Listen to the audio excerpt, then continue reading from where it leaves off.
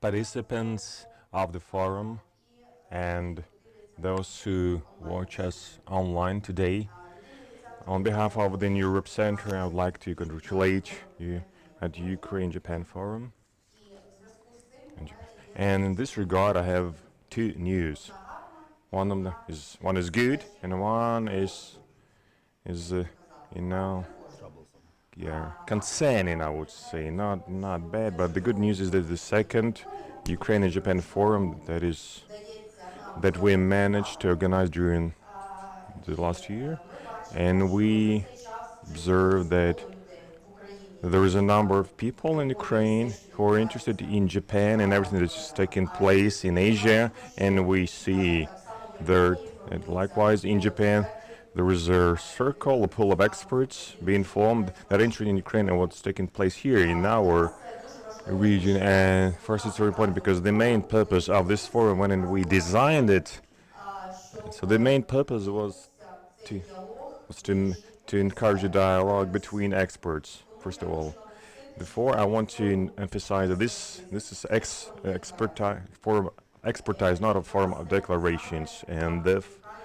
it's aimed mainly on communication and discussing and better understanding one another in the expert community. But the concerning news, the security situation since the last forum, both in Asia and Europe, especially in the Ukrainian context, has aggravated, and Ukraine is not just in a continuous foreign threat of Russia, but is experiencing the threat of invasion by Russian Federation. So today's forum was planned a long time before the latest accumulation of troops took place in the border of Ukraine. This forum will have a very specific and articulated security focus or component, and so no wonder that the forum will be dealing not just the relationship between UK and Japan, but our interaction in global and regional context. This is quite logical because even the partnership status that we have between Ukraine and Japan, there's a global partnership that was reiterated and reinstated in the foreign affairs strategy of Ukraine. The super bonus of this forum, the studies, two against all, and our expert attempt based on interview with experts both from Japan and other countries, European countries, was to analyze and make a comparative analysis of the impact tools used by China and Russia towards Asian and European countries. So the idea was, generated during the last forum when we discussed a lot that China and Russia, they behave in a different way, but in Asia and Europe. China is more peaceful in Europe and more aggressive in Asia, and vice versa when it comes to Russia. So the co-authors of this study, Mr. Sergei Solodko and Natalia Butyrska, they will present the key findings of this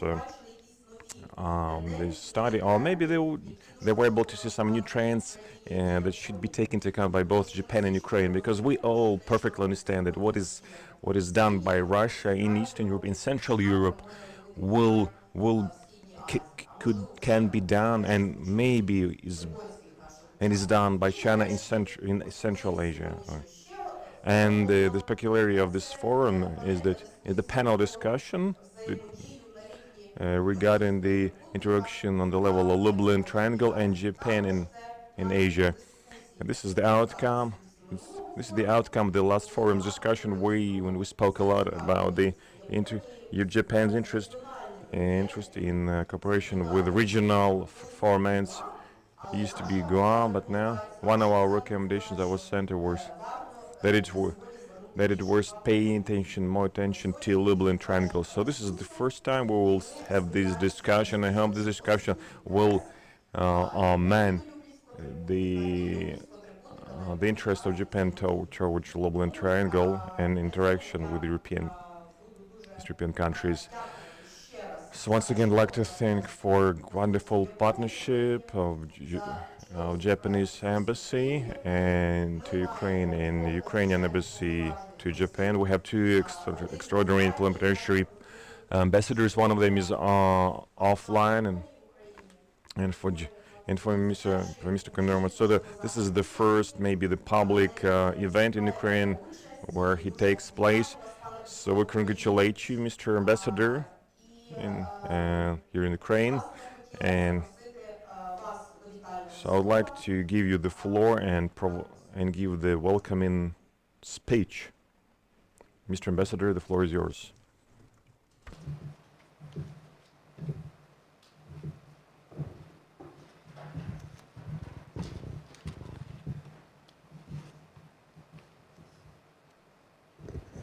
Thank you very much for your kind introduction. Now, good morning to all of you. First of all, let me take this opportunity to express my high appreciation to New European Center and Dr. Aliona Hetmanchuk, Director of the Center for organizing today's forum, which I believe is very timely indeed. Yesterday, January 26, Japan and Ukraine established the diplomatic relations 30 years ago. I vividly remember the day I was a young diplomat just returning from Moscow to Tokyo, and I'm one of the members of the team which prepared for the establishment of the diplomatic relations and also laying the foundations for development between two countries. Now, yesterday, Prime Minister Kishida and President Zelensky, as well as Foreign Ministers Hayashi and Kuleba, respectively exchanged congratulatory letters on this very memorable occasion. Now, for my part, I assure you, as Ambassador of Japan, that Embassy of Japan will make utmost efforts to further develop relations between our great nations. Now, in the light of the continued tension surrounding Ukraine, I unequivocally and clearly declare that Japan will continuously and consistently support Ukraine's sovereignty and territorial integrity. Highly praising Ukraine's calm and restrained response to the current situation without provoked by Russia, Japan will support and help Ukraine's efforts for achieving peace, stability, and prosperity together with G7 countries and the international community. Now, I understand in today's forum, experts with a different backgrounds are supposed to discuss a wide range of very important issues, such as national security environment both in Europe and Asia, new security challenges of hybrid warfare and cybersecurity, as well as the Lublin Triangle and its possible cooperation with Asia and particularly with Japan. I do hope that you have a very fruitful discussion of these very relevant topics for Japan and Ukraine. Now, like here in Europe, East Asia is now witnessing serious challenges in its security situation. I'll explain, quoting some of the examples. For example, China's attempt for unilaterally changing status quo in East and South China Seas. North Korea's recent provocative activities, including series of the launching of the ballistic missiles.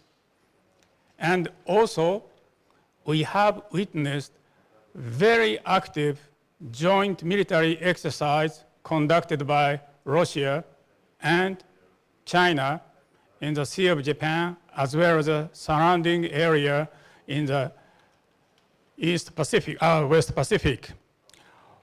All of these activities surely threat peace and security for Japan and the entire region and beyond the world. Now,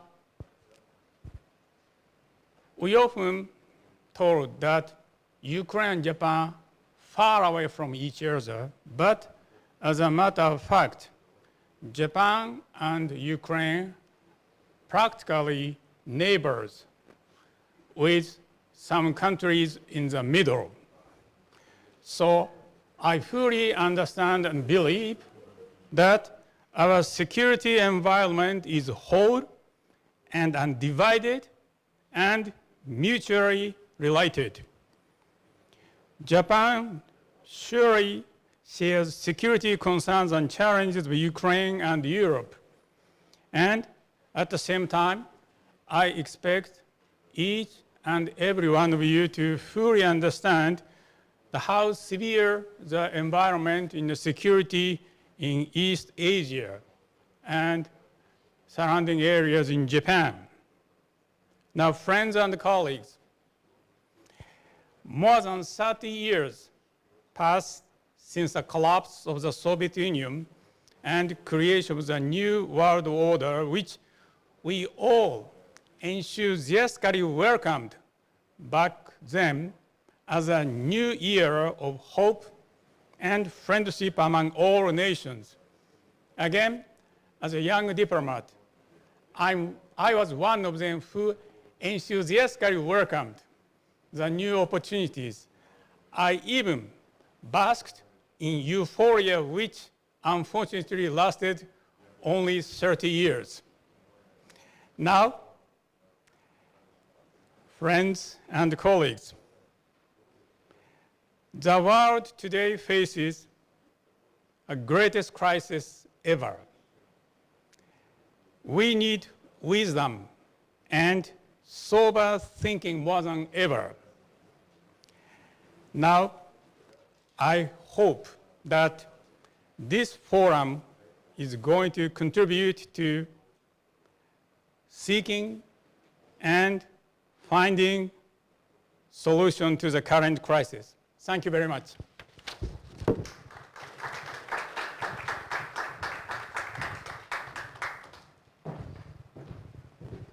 Дуже дякую. Thank you, Mr. Ambassador. I see that our participants liked the words of support very much, and the words about supporting Ukraine, and about the words about the neighboring countries of Ukraine and Japan. Now I'm giving the floor to Mr. Sergei Korsunsky, the extraordinary plenipotentiary ambassador of Ukraine to Japan, who is taking part in this forum for the second time. I see you're in a very nice Japan interior, but I would like to see and hear the position of Ukraine with regard to the topic being discussed today. And maybe you have some sort of a special message for the members of this forum. Congratulations. Good morning, Ukraine. In Ukraine, it's a great pleasure. I have a second opportunity to address you in the under the auspices of this forum. Yesterday we celebrate the 30 years anniversary of establishing diplomatic relationship between Ukraine and Japan. I had meeting with the foreign affairs minister of Japan, weeks.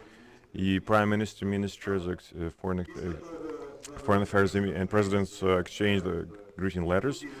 There was a wonderful press conference in the press, and there was a mutual interest. And Ms. Alona said that unfortunately the situation around Ukraine is very tense, and it raises concern and interest worldwide, in Ukraine, including Japan. These days, the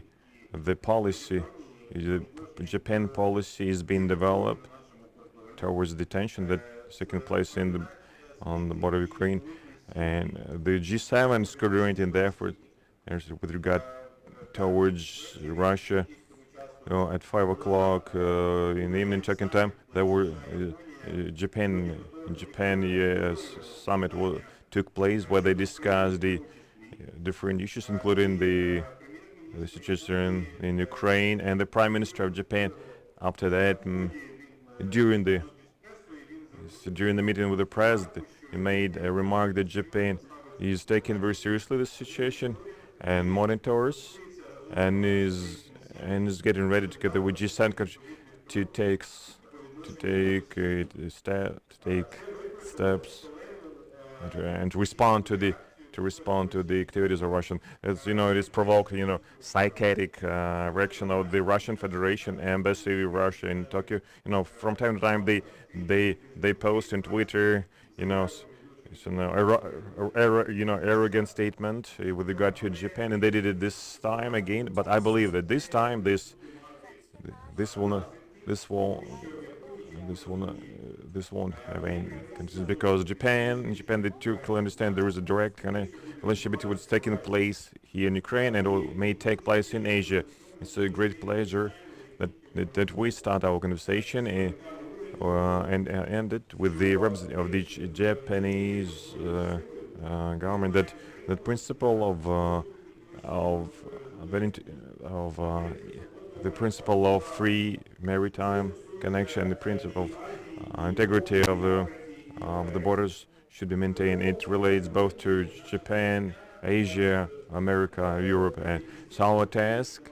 And I have to leave you, unfortunately, because I will have a today meeting. I have a meeting too. So because we're actively engaging to make sure that the Japanese position would be clear and coordinated with that of the rest of the world. And I hope that there's no pressure, and the Russian presence of Russia will not interfere with our economic cooperation. First of all, we make emphasis on this, and Japan is a soft superpower, and the countries of the region pay attention to that, and all the countries of the Asia Pacific take Japan as a role model. And I witnessed many of the instances when the public many opinions about the public opinion, how the people treat United States, Japan, and other countries, how what the attitude of the public to these countries. And I believe for the rest of the countries, except one country, they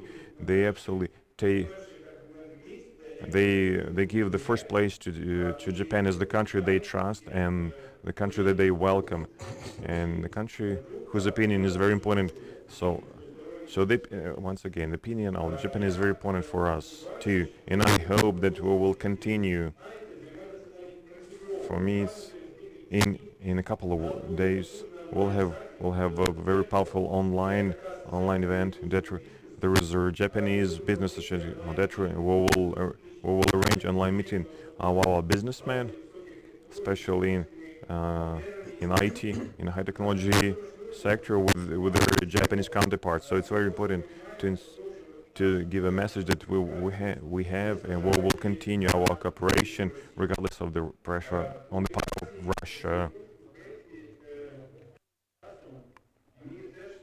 And also I want to single out that today we are more active than it used to be half a year ago, and we see a real assessment of real wish of the leading agencies, journalists to go to Ukraine, and I see a huge interest here, and ABS and NK, and journalists, they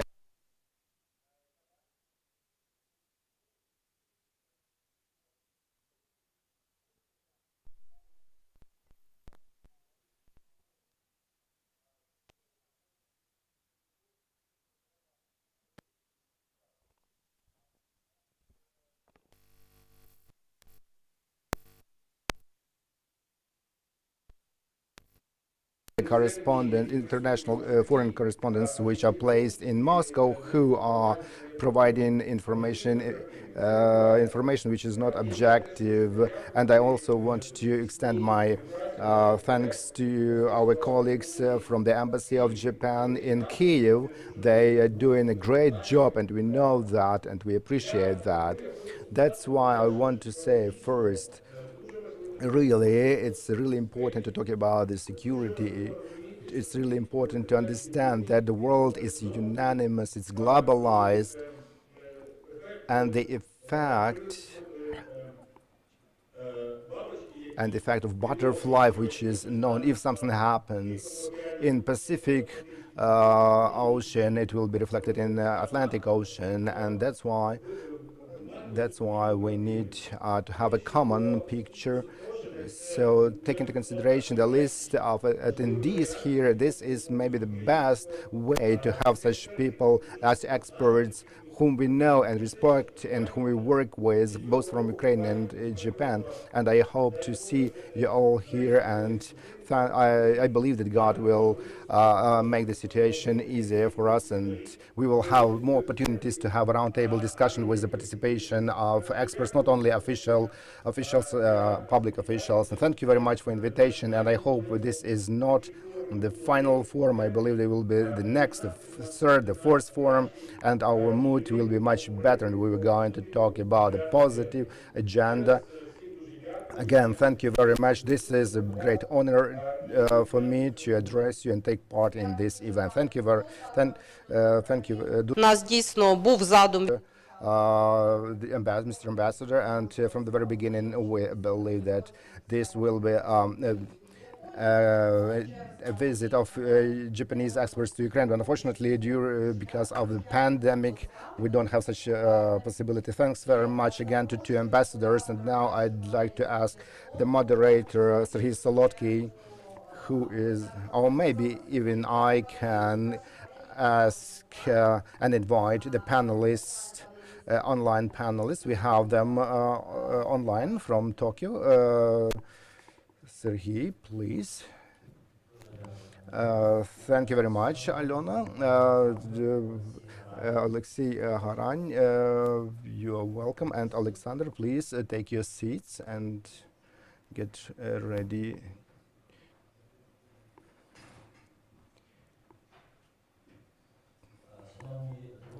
Distinguished guests, colleagues, it's my pleasure to greet everyone at this event. Our first panel is devoted to security issues. Today we're going to discuss namely the tendencies of global level. How do they reflect on two regions, on Eurasian and Asian, as Alona has mentioned. And me, together with Natalia Butyrsky, we have prepared research which is called Two Against All. Maybe not against all, but in particular some authoritarian regimes support these two. I mean Beijing, who have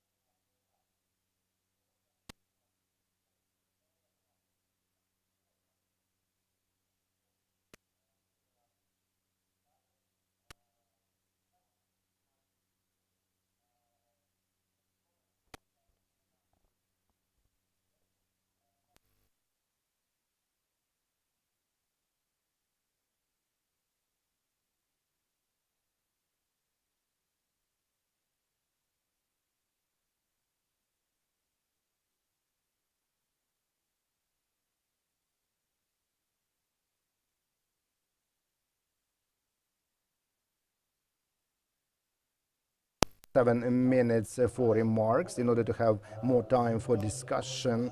Also, I invite our audience to prepare your comments, your questions for the question and answer session. Alexander, we understand what's going on the global level. We see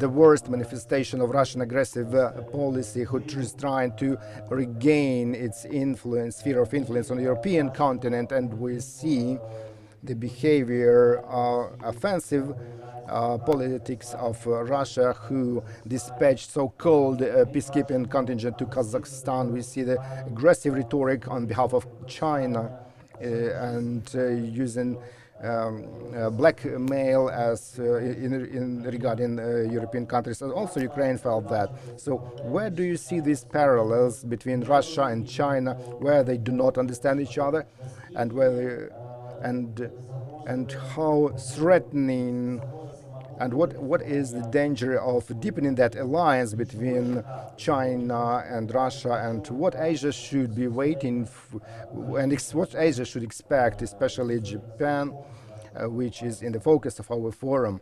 Alexander, please. Good afternoon, everyone. I am totally agree with two statements. First is the name of the research. Two, against everyone, against all. This is absolutely true. And the second is effect of butterfly, and China is a huge power, but it is learning the technologies from Russia, which Russia is using here. So I put factors which brought about that situation, which can influence the events in future, and later I'm going to talk about tendencies. First, vulnerability and assurance. So economic growth in China during the last decade enabled us to talk about China in a region and its place against its region. And as for the Russia, it's a more favorable situation on the energy market, and it pumped up that Russian pump with imperial ambitions, and we can see that China is aimed at future development, and Russia is not as powerful as China, for example, which is on the rise. There is technological dependence on the West. In case with China, it's not so important. From the point of view of geology, it's exceptional. So it's a cornerstone of their ideology. Second is nationalism on its rise also. We know that Russian Federation is still lingering on the Crimea effect, and they still persist using it. China says that it used to be a colony, and Russia was deceived in its aspirations back in 1991. And escalation, which we see now, this is, let's say, a support to that statement, and a growth of authoritarianism, and checks and balances are being destroyed. And let me remind you, back in 2018, a constitution was changed, and Xi Jinping can act and serve for life. So also infringement of human freedoms, and especially Uyghur issue, and also attempts, let's say, to conquer Taiwan, and sovereign states with surveillance states which follow every step of its citizen, and alliances. So neither Russia nor China have allies. They are alone, but they have a deep cooperation with some countries, and here we can bipolar cooperation as one of the factors, but this is over-exaggerated, especially in the United States, and I believe the Ukrainian diplomacy has to work on that in order to explain that it's impossible to have a strategic alliance between Russia and China, because Russian Federation is not interested in that. So the window of opportunities, well, acceptance in China and in Russia of the fact that West is declined, especially the United States. We all know all those dramatic events and reports from Afghanistan. These things push to more aggressive stance, aggressive behavior in order to establish new rules of the game. And next, fragmentation of regional fragmentation. It's a really important factor. And also acceptance of neighboring states which are small around Russia and China, as limitrophs, like periphery of the empire. And Russians consider all neighboring countries, or in the sphere of their influence, or they are hostile there. They don't have neutral countries from Russian point of view. The same is with Chinese. They don't have an experience of cooperation like equals, like European used to do that, like in other countries of the world. So enlargement of revisionism, and in order to keep that system which exists after 1991, China is implementing one way, one belt, and this initiative trying to integrate into its sphere of influence a huge number of countries. And Russian Federation is trying to do the same kind of project, North Seaway, to become a key element which connects rich markets and production of China. And strategic corruption is the main instrument of Russian Federation. Actually, it goes after threatening with armed aggression and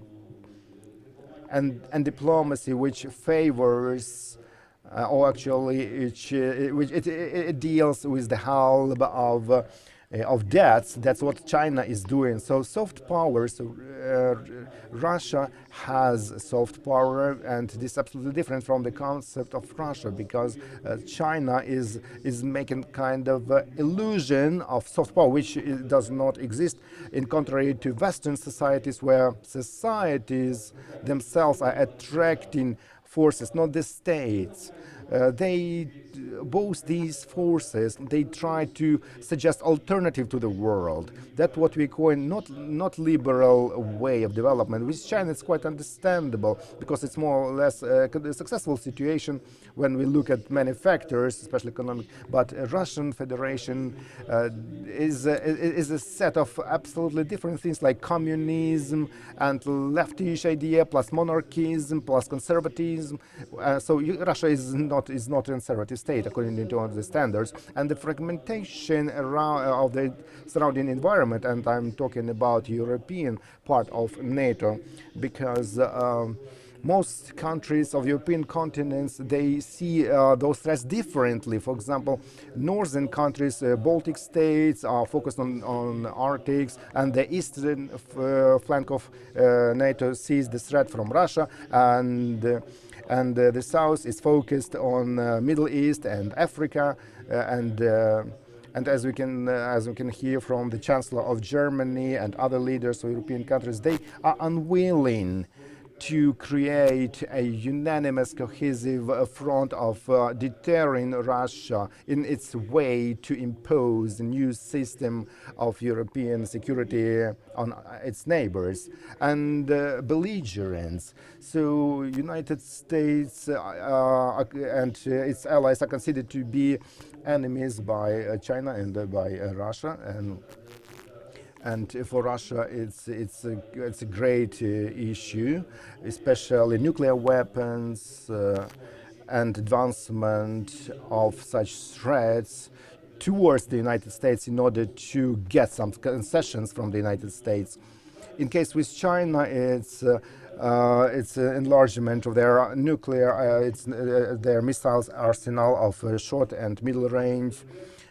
And the United States very logically stopped their participation in agreement of short and middle range missiles, and they have to get ready to see the challenges in Asian region, and this agreement actually tied their hands. And militarization and power projection in the region, so Crimea became the first instrument which enabled Russian Federation not only to threaten Ukraine and Black Sea countries, but also Northern Africa and Mediterranean countries, creating artificial islands by China. It's the same, it's analogy, and Ambassador mentioned that China is trying to use the gaps in international law in order to get more territories in South China Sea as it is permitted by the convention.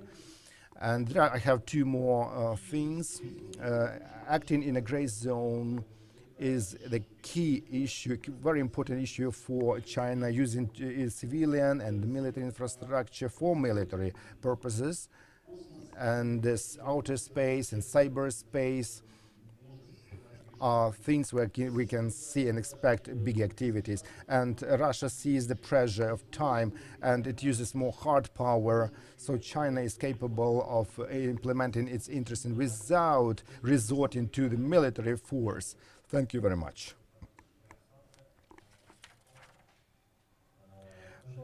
Thank you very much, Alexander, for your welcome address and such a comprehensive assessment of the challenges which which world faces, and the steps and measures which China and Russia are taking.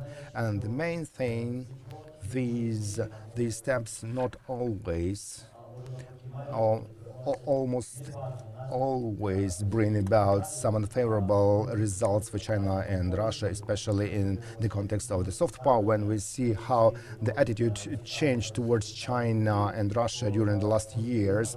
So the positive attitude went down, and a negative was on the rise. So when they had some intentions of winning the hearts and minds of people, so their efforts failed if they believed to get something bigger by using a hard power in strategic plan. We see that there are a lot of failures, because Western countries, they have solidarity, and they see that the policy of dividing the world into spheres of influence is unacceptable. Alexei Harань from Ilko Kucherev Foundation is going to show you Ukrainian perspective, how they assessed in Ukraine. And the professor today has an exclusive gift for our forum, the freshest outcomes and findings from the survey, from the poll. We'll be really grateful for that. So please share your assessment.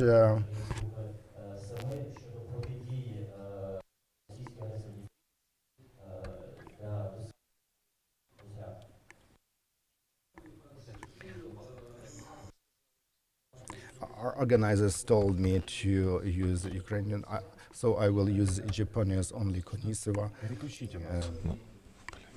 Okay. Yeah. So please share the first slide. What is that? This is the poll made by Gallup International worldwide, and Democratic Initiatives Foundation, together with the Ukrainian Kyiv Institute of Sociology.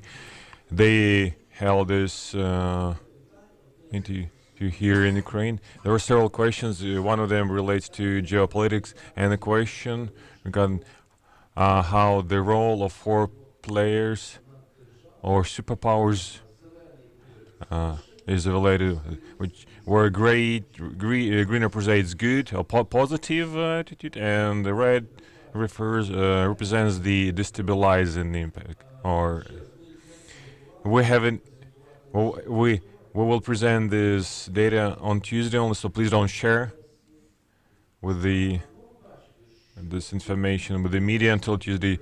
So the attitude of recurrence to Russians is really negative. Russia is working against itself. The Russian power, Russian pressure on Ukraine is counterproductive when it comes to Ukrainian public opinion. While the number of Ukrainians who believe that China is a destabilizing power has increased. This is, by the way, we can include Japan. Maybe we will agree with the Japanese ambassador include the question of attitude of Ukrainians to Japan. Regarding China, this is such attitude is related to Chinese policy and the way it's reflected in the Ukrainian mass media. So the policy of aggressive promotion of Chinese interests, it gets the very negative response, both in public domain and in government editor of the Ukrainian government. And so New Europe Center made several publications that showcase this, kind of contradictory role of China to be diplomatic, saying. So there was a great degree, a very positivity towards the Americans and strong confidence in European Union. So when you can remember how we had the anti-American campaign until 2014 and how it continued in pro-Russian channels until the very last moment, and still ongoing in some of the TV channels. But most of Ukrainians as evaluate the role of positively the role of United States, and let alone that of European Union. But does it mean that we, including experts,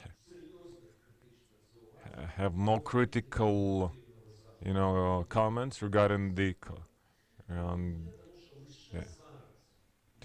to the collective West? Because only now we heard from Biden and Blinken that any invasion of Russians into Ukraine, even the limited operations, will be regarded as the invasion with the respective sanctions made.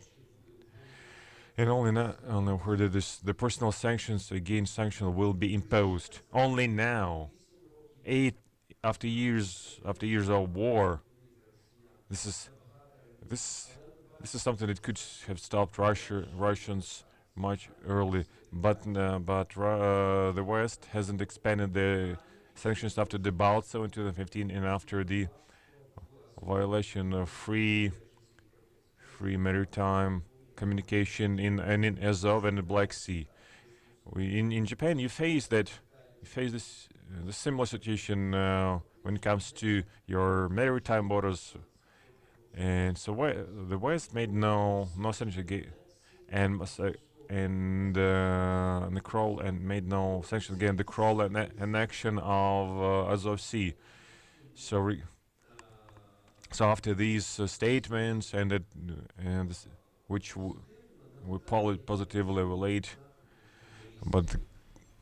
and the question when we hear from Western experts and journalists, like, do you feel secure? Are you concerned about the situation? I tell them, we don't feel secure, and we're concerned because, in fact, the Turks is one thing, but how would the West react if Putin tried to annex Zmyny Island or any strategic point in Donbass? Are they going to impose the hellish sanctions? Are we afraid that the West could be subjected to general Russian pressure and require from Ukraine some some drawback, so making something doing something in Donbass to please Russia. So, but Russia doesn't want to do anything for Ukraine. They want to maintain their position, and they insist on making direct negotiations with the guerrillas. But the negotiations with the military guerrillas in Donbass it's a kill. It's a real threat for any president of Ukraine. So we also made one last question: on what terms Ukrainians believe that the occupied territories of Donbass could be reclaimed? And 24, at least 24% of Ukrainians believe that the Donbass should be reintegrated into Ukrainian on terms that existed until 2014. So is it a realistic position? Maybe we can reach some compromise, maybe, but still, no special statuses. This is the firm position of Ukrainian public. So this is a strong message from Ukraine to Western embassies. So please don't request that from Ukraine. And the last slide about the soft power, and we know that Russia indeed uses soft power. And we can't say that Russian propaganda is, is ineffective. No, it's effective. The poll, there is very reliable sociological tool. It's called the polling of taxi drivers, and they say yes, Putin creates pressure on Ukraine because Ukraine wants to join NATO. So inside of Ukraine, maybe this soft power works, and it influences some people in Ukraine, but you see the attitude of Ukrainians to the ban on Russian TV shows in Ukraine, and visits of Russian cultural figure persons, and you see the red line refer to that these bans were not supported by Ukrainians, so Ukrainians were open to any Russian content. Now the blue line represents those who support such ban. So the number who support the sanctions against Russian product is a little bit greater. We can say that the gap is very, very strong, but the trend is absolutely clear, and Ukrainians now do understand that. You better understand that what the Russian propaganda is about. So let me stop here, and I think that public opinion in Ukraine is quite pro-Ukraine. Ukrainians will protect themselves. But what will be the response of the collective West? We have no clue. No. Please use the microphone when you make questions. We just Yalta European strategy data were just recently publicized, and namely the six key European countries, so half of the EU population, believe that NATO needs to help Ukraine. But it doesn't mean that the alliance can respond to that, and because business first, and they say that we have to take into account Russia's interests. Thank you, Mr. Alexei.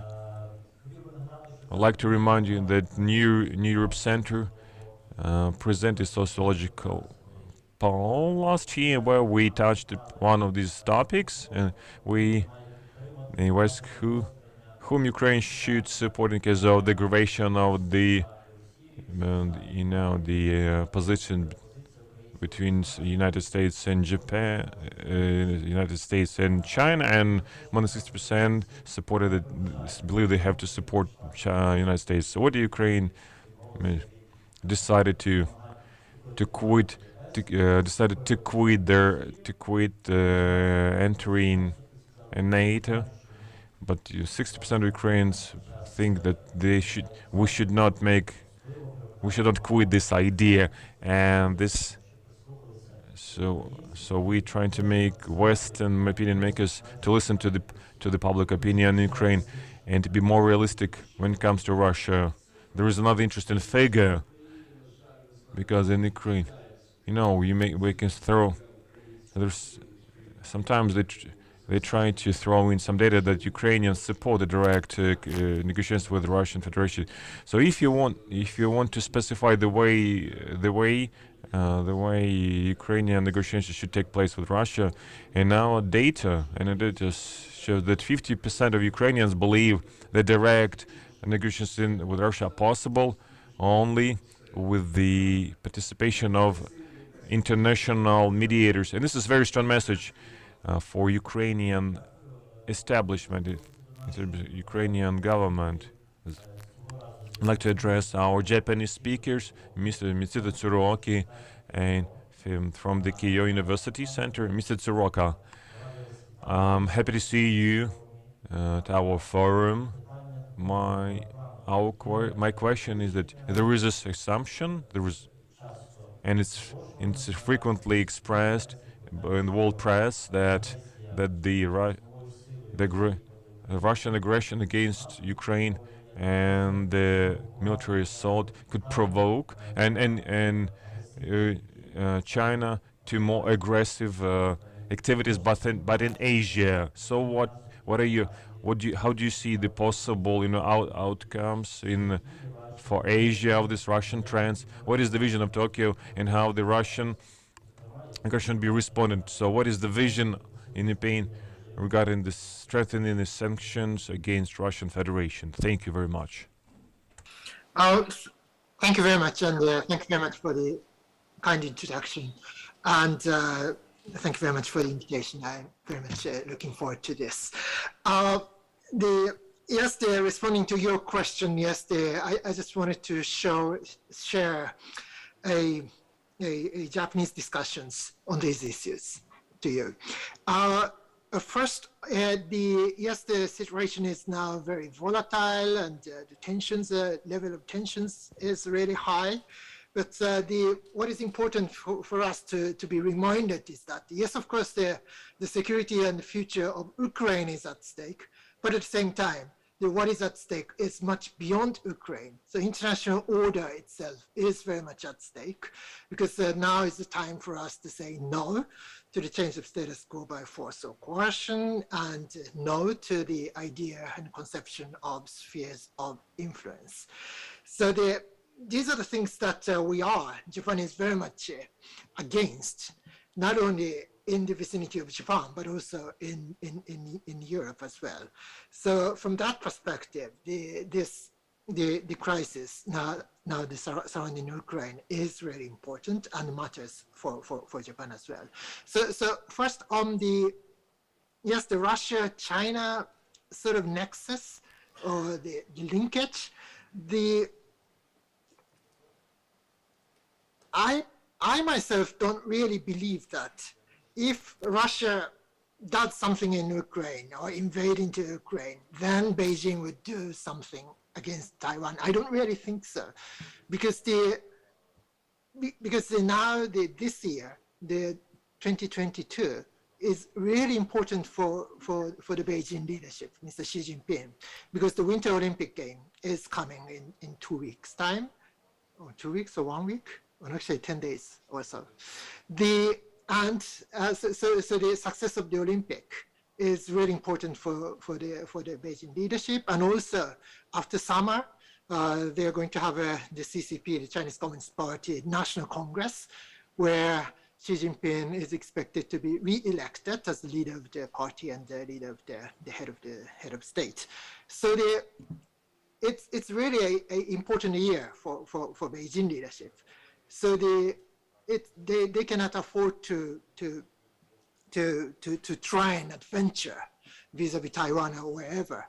So the hyper cautious period for the Beijing leadership. So I don't see a direct linkage in the short term, but the perceptions matter, because if something happens in Europe, and then if the US fails to deter Russia, or the US response is too weak or too soft, then the US credibility of the United States as an ally or partner will decline.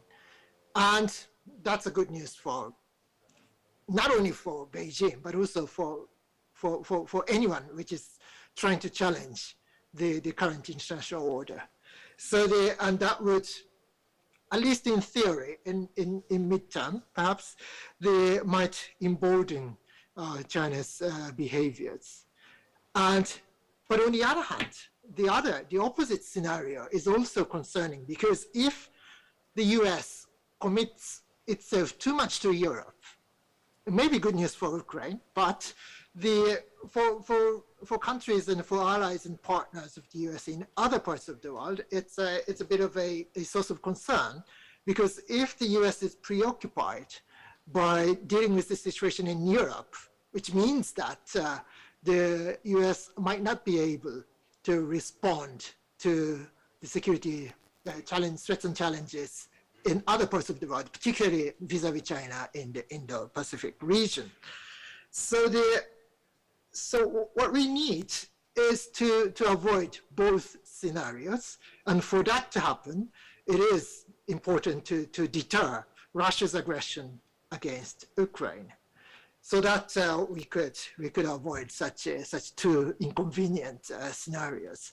And then this brings me to a discussion about Japan's position, because the deterring Russia is also something that Japan is thinking about, and something that Japan could play a role. Still, in Japan, there are so many people actually who are very skeptical about the possibility of Japan's active role, because those people say that there aren't many things we can do, or other types of people may argue that Japan's relationship with Moscow are still very important. We don't want to jeopardize because we are still interested in peace treaty negotiations or territorial disputes, so we don't want to anger Mr. Putin. And that sort of discussions are still going on in Tokyo, to be quite frank. But what is important is that Japan, as Ambassador Matsuda mentioned at the beginning, Japan has been very much committed to the sovereignty, independence, and the territorial integrity of Ukraine. So particularly in the context of G7. So this is quite something that. But the unfortunate thing is that not many Japanese are aware of the things that Japan has been doing in Ukraine and vis-a-vis Ukraine. So that's the reality and fact. So based on that, the Japan's role, we can envisage Japan's role in dealing with the current crisis. And also, I just wanted to remind you, the G7 foreign ministers meeting, which took place last December in Liverpool in the UK, in which the members, and actually the 8 members, because that includes the EU as well. So, but G7 foreign ministers issued a joint statement on Russia and Ukraine, in which they warned massive consequences and a severe cost to Russia. So it was a strong message to Russia. And also they committed to intensify our cooperation, I mean their G7 cooperation, on common and comprehensive response. So Japan is very much part of that. So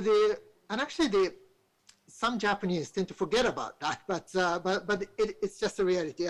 And also the last weekend, last Friday actually, there was a video teleconference between Prime Minister Kishida and U.S. President Biden. So U.S.-Japan summit meeting took place, and then the two sides they agreed to work together to deter Russia.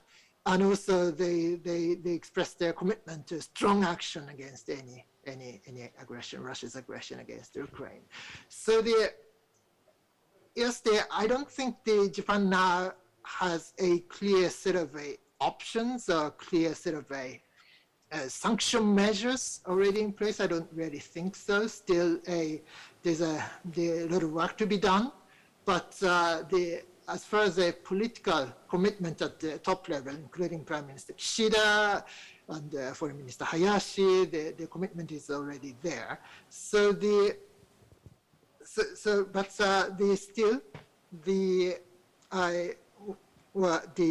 reality is that there's no national consensus. So that's a bit unfortunate thing in this context. But so some policy battle is going to continue. But still, the fact of the matter is that Japan is part of G7, which is really committed to this issue. So thank you very much. Дуже дякую, пане Цуроко. Хотів би передати слово Роланду Фройденштайну, голові Глобсек Бра. Mr. Freundstein, head of Globsec Brussels. Thank you very much for your contribution. We already had an interview with Mr. Soroka, also is the next speaker, and with Kitade Daisuke. Thank you very much for all your contribution and preparation of this analysis.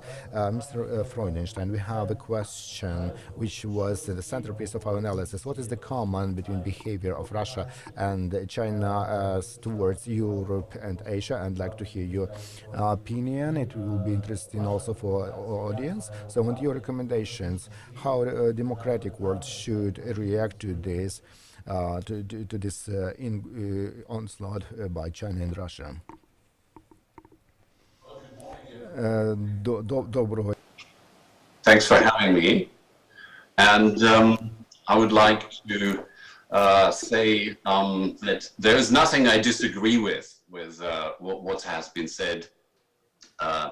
I can add a few particular accents on this question of what I consider the global picture, the global situation in which Russia and China act in their respective regions, and in which, of course, we are seeing increasing threats and aggression against democracy. So let me start with this global conflict between democracy and authoritarianism. It's the big overarching international event of this decade and possibly even future decades. So democracy is challenged from the outside by regimes, by authoritarian regimes, as well as from the inside by populism, nativism, and authoritarian tendencies. But maybe also by cancel culture. Now that's a side topic. We're not going to go into detail, but I just want to leave it here for the completion of the picture. So returning to this authoritarian incorporated or autocracy incorporated, as the American journalist Anne Applebaum calls it in a very, very good essay in December.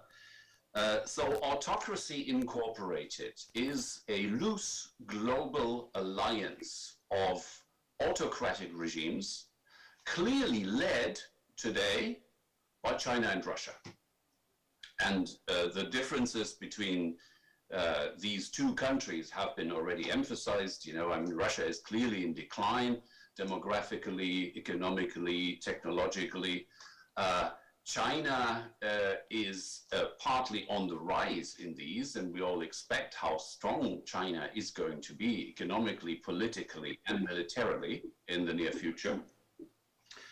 But these two countries are now spearheading this global cooperation of autocracies. And here's one important thing. These regimes have learned from the Cold War, or the end of the Cold War, when they were in fact toppled. They have also learned from the color revolutions in the 2000s, and from the Arab Spring, and from other democratic successes of the last 20 years. So they help each other with technology, with cash, with what's nicely called regime security, you know, like facial recognition cameras, for example, like big data, and all this. So let me finish my first point here by saying that we have this global confrontation between systems. Some call it systemic rivalry. And within that, democracies are basically all in the same position, in a defensive position. The last decade especially has been one of backsliding from liberal democracy to illiberal forms of governance on a global picture. Now, second point, the Russia-China relationship. There's a friend of mine, the director of the Austria Institute for European and International Studies, Velina Chakarova, calls it the dragon bear, taking the two mascots or the two signal animals of those two countries. So the dragon bear, it is not an alliance in a military sense, in a traditional sense, and that has been said by several of my co-speakers here today. But nevertheless, a very strong cooperation, especially on technology and regime security. I already mentioned that before. China has been copying from the Russian textbook, for example, on the use of social media for fake news, for propaganda in a new form. In fact, the economic cooperation between those two countries is not very voluminous. We're talking about trade in the volume of a couple of $100 million US dollars, which is absolutely peanuts in international comparison.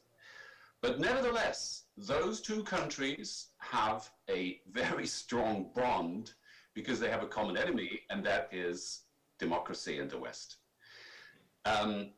So I think as long as this common enemy is still alive and kicking, I don't see a big falling out between those two. And now coming to the military aggression part,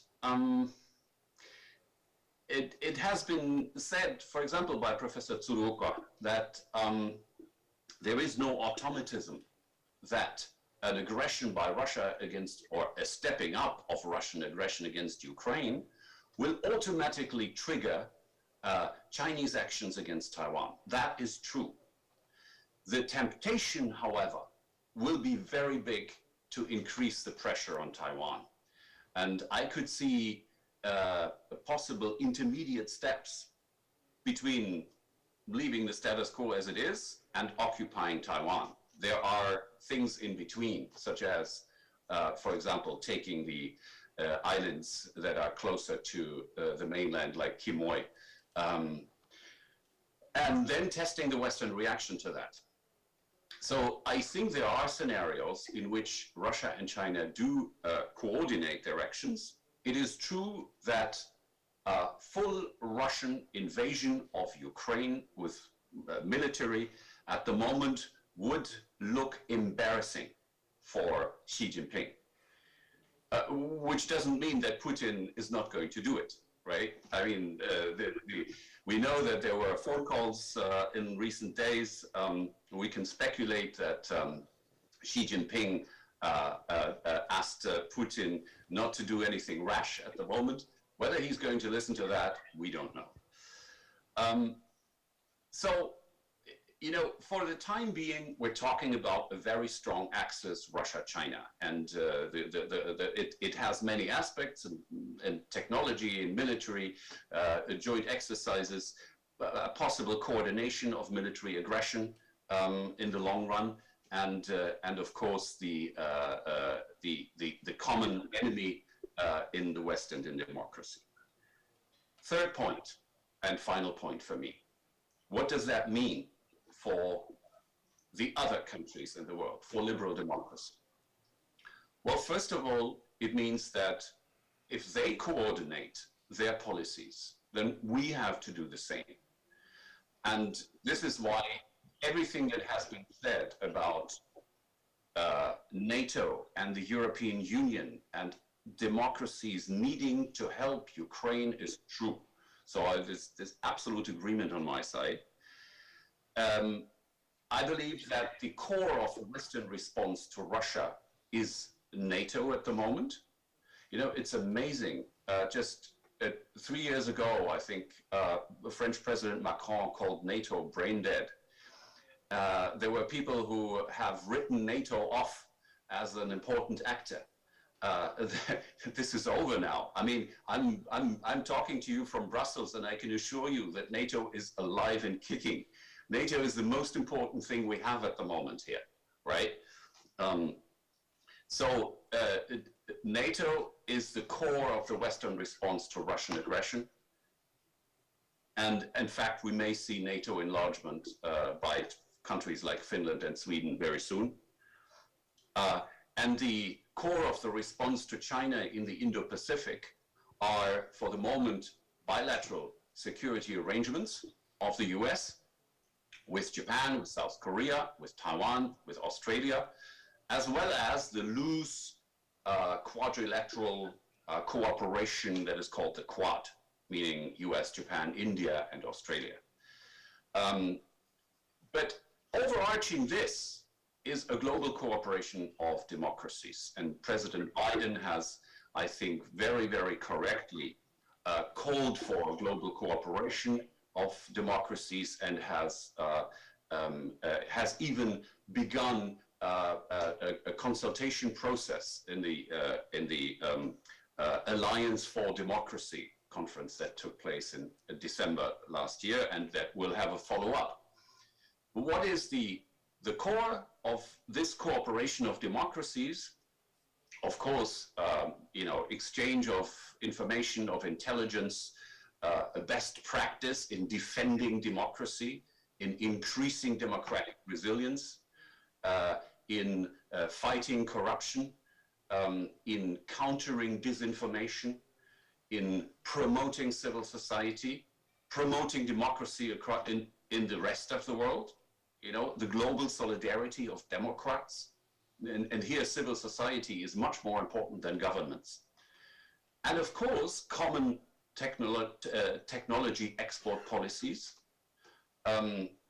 military cooperation where possible, common sanction strategies, really important at the moment in order to deter Russian aggression against Ukraine.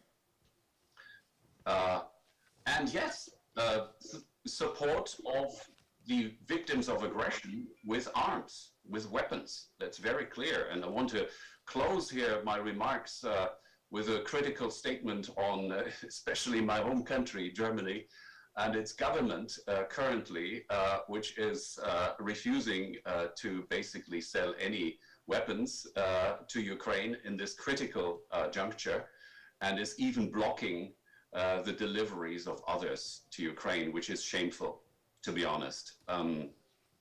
I mean, yesterday, the German government allowed the export of 5,000 helmets to Ukraine, which is, it's worse than a joke, actually it's not funny. The Ukraine asked for 100,000, Germany gave 5,000. This gives you the whole picture of what is happening at the moment. Nevertheless, I was very encouraged by the demographic fact in Ukrainian opinion polls by our colleague from Ukraine, who showed that among Russia, the US, and NATO, and the European Union gets the highest credit in the Ukrainian population. That gives me some courage. Thank you so much. I'm not sure the compliment is deserved entirely, but there's always room for improvement. So thank you very much, and I'm looking forward to discussing with you. Thanks. Дуже дякую, пане Фройденштайн. Залишайтесь з нами, будь ласка. Much, Mr. Freudenstein. Please stay in contact, and I'd like to give the floor Kitada Daisuke, Senior Analysis, Mitsui & Co. Global Strategic Studies Institute. Mr. Kitada, what is your vision in Japanese region? How they accept policy of Russia and China? What is the difference and what are the differences and similarities between their policies?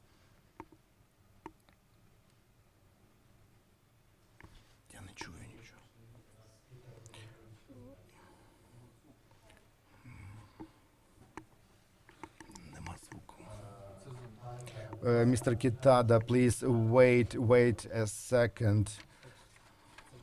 We have a technical issue.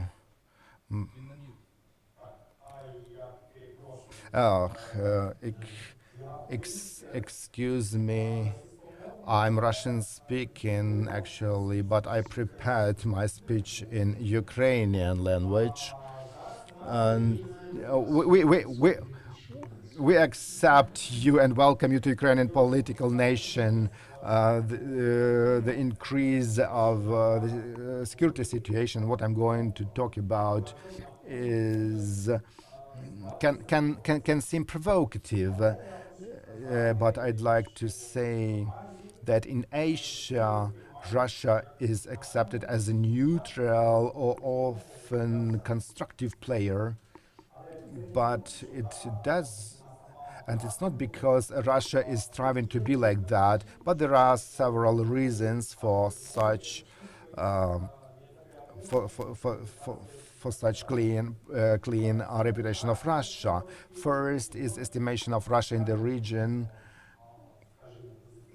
So this is more positive in the background of aggressive Chinese behavior. So China has territorial claims with Japan, with India, with Vietnam, and with other countries. So China is building artificial islands and establishes military compounds on them, and we have increased of tension between China and Australia, especially because of critics on behalf of Canberra on human rights violations. Also, China can also plan military intrusion and invasion of Taiwan, which is a core interest for Beijing. And second, Russia is more Euro-centric country. It's strategically important to withstand Russia, to withstand American influence, and also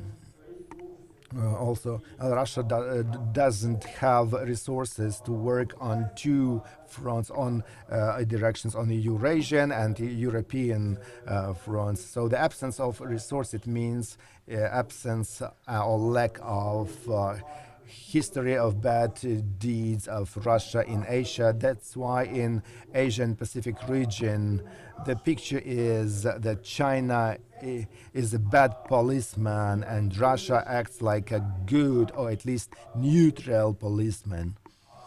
So Europe, as you know, the picture is the same, is absolutely different. So Russia has a long history of subversive activities and often is criticized and suspected of spreading, disseminating disinformation, cyber attacks, using chemical weapons, intrusion into democratic institutions, and this list can be continued.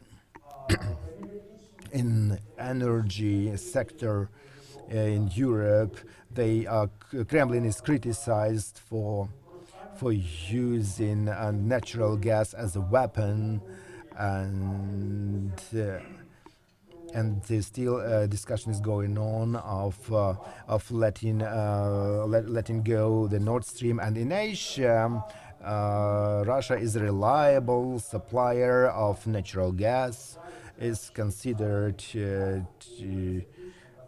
that it makes a contribution to energy security of China and Korea. So this role of a good policeman, as former Prime Minister, former Japanese Prime Minister Abe relied on. But Russia doesn't want to be a younger partner of China, and interest of Russia and China in the Pacific region always coincide. So Prime Minister Abe wanted to improve relations with Moscow for deterring China, or at least for preventing possible closing of Russia and China against Japan. And he was ready to refuse from out of 4 islands which Ukraine has been long claiming. And also he promoted economic cooperation, which consisted of 8 clauses and provisions. So India is using the same logic. India is interested in solidifying economic relations with Moscow. And last year in December, there was a summit 2+2. So Europe and some politicians, they call for cooperation with Moscow in order to counter China. So President Macron suggested to create new relations with Russia in order not to push it to isolation or to forge alliance with China. As for the Japan, Japanese government is not capable of convincing Moscow that improving relations with Tokyo and signing peace agreement. Russia and China, they behave differently in different regions of the world, but we observe the trend of strengthening of the alliance. And Mr. Ambassador, mentioned last year that China and Russia, for the first time ever, they and joint patrolling around 10 military ships in October last year, and 4 military aircraft in November jointly demonstrated power as. So our minister, this was characterized as a demonstration of power by our Ministry of Defense, and at the moment Russia in negotiations with America and China supported the option of not expanding the NATO to the east. So there is a concern: what if Russia and China will make such claims? Will request not placing the missile system in the territories which are close to them. So people are afraid of the butterfly effect and that the events in Ukraine event might inspire China to invade Taiwan, and there is that. So what's happening in Ukraine has to do with the international norms, international cooperation, and Japan has a close look on what is going on here in Ukraine and in Europe in general. Thank you very much. Now we proceed to Q&A session and comments from the well-esteemed guests. So please raise your hand if you need a microphone.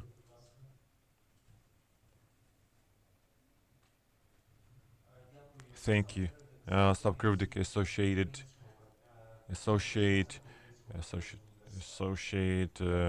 expert from the Ukrainian Catholic Institute. I would like to ask this question on the level of the main strategic documents. How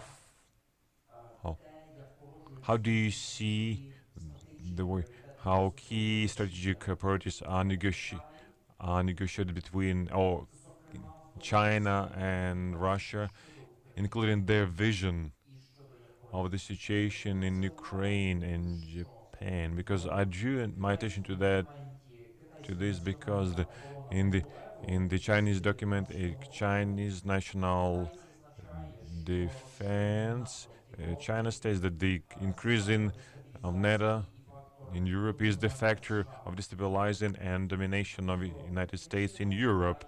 So Chinese and Russian vision of expanding NATO coincide. Could you give other examples of how the Russian and Chinese vision coincide in terms of the general and strategic documents? Mr. Tsoka, would you like to answer this question? Дуже дякую. The Chinese and Russian visions are very much aligned, particularly in terms of being against the West, being against the US-led international order, and also but still, the China is not quite willing to be drawn into Russia's conflict with Ukraine, and Russia doesn't want to be drawn into cross-strait conflict between China and Taiwan. But still, the remaining neutral in such contingencies. So Russia remains neutral in the contingency over Taiwan, and China remaining neutral on the Ukraine issue, and that is good enough for Moscow or to Beijing. And also the thinking about international sanctions on Russia in the event of Russia's invasion against Ukraine, then we don't really assume that China will be on board.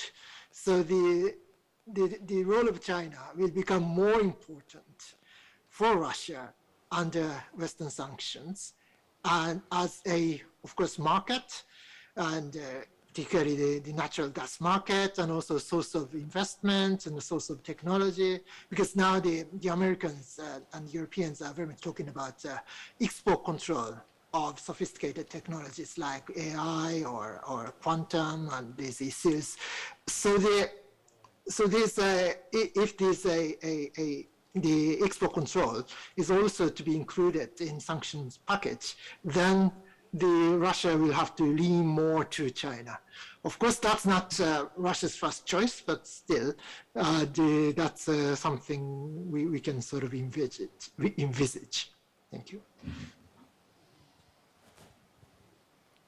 Пане Фройденштайн, можливо, вам відомо про координацію And do you know anything about the coordination on the strategical level between Moscow and Beijing with regard to their actions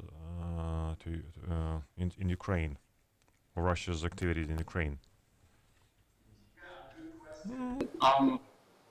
I don't know of any strategic document where this alliance or this partnership, actually it's a one-sided partnership, would be played out, would be actually formulated. I think what we're talking about at the moment is communication, is regular consultations between the capitals, and of course going up to the very top level, but for the moment this does not have a concrete manifestation as a formal alliance, and so also it doesn't have really strategic documents, though I'm sure that the respective governments do exchange notes, and as I said, they regularly consult. So yes, and I agree that to an extent the Russian dependency on China will increase after massive Western sanctions in the case of stepping up Russian aggression against Ukraine. That's a clear prediction one can make. Nevertheless, maybe one aspect that is still important. There is no love between Russia and China and between Russian and Chinese people. Give you one example from popular culture. Actually the only full Chinese fiction movie that is available on Netflix in Europe is a so-called Wandering Earth, a science fiction tale of China literally saving the world with its technology and its sacrifice for humankind and all this. This movie is full of patriotic cliches about China and very negative cliches about non-Chinese nations. And I tell you, the nation that looks worst in that movie, or one of the worst nations, because they're constantly drunk and so on, are Russians. It's a cruel portrayal of cliches about Russia. And I think, okay, this is just entertainment if you want, but there is a serious component to this. And there is a sense of, I would say, I think Chinese leaders generally tend to despise the Russians for being so weak on economy, technology, and general, let's say, prosperity. And on the other side, there is a huge distrust, and there is some resentment on the Russian side about this dependency on China in terms of energy deliveries, in terms of technology. And in future, even the military relationship is going to be more equalized between the two nations. So, that leads some in the West, also in Europe, to bet on a falling out between the two, right? So like, if we're a little bit nicer to Vladimir Putin, he will join us against China. I think this is a mistaken strategy, at least for the moment, because the cement that keeps this Chinese-Russian relationship together is so strong, and it's the common enemy in the West. You know, democracies are now the enemy of China and Russia because they are democracies, because they present an alternative model of governance. It's even worse that, for the Chinese leadership, the fact that Taiwan is a vibrant liberal democracy is not just a provocation. it's an existential threat because it attacks the narrative that there is some kind of Chinese cultural exceptionalism, which means that Chinese people can't do democracy. And the same is true for Russia and Ukraine.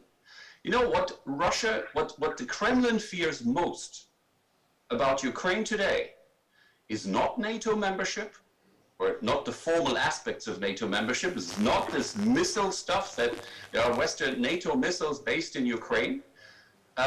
It is the fact that Ukraine is a functioning democracy, because that means that Russian citizens will start believing they could live in a democracy too. And so this antagonism between authoritarian regimes and democracies is extremely strong, and I don't see it going away anytime soon, and it is existential.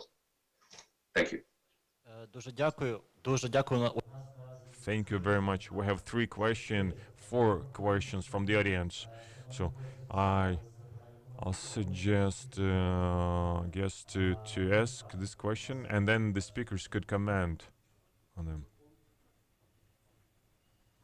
Valery Kravchenko, International Security Center. Two brief questions, in fact. First is what do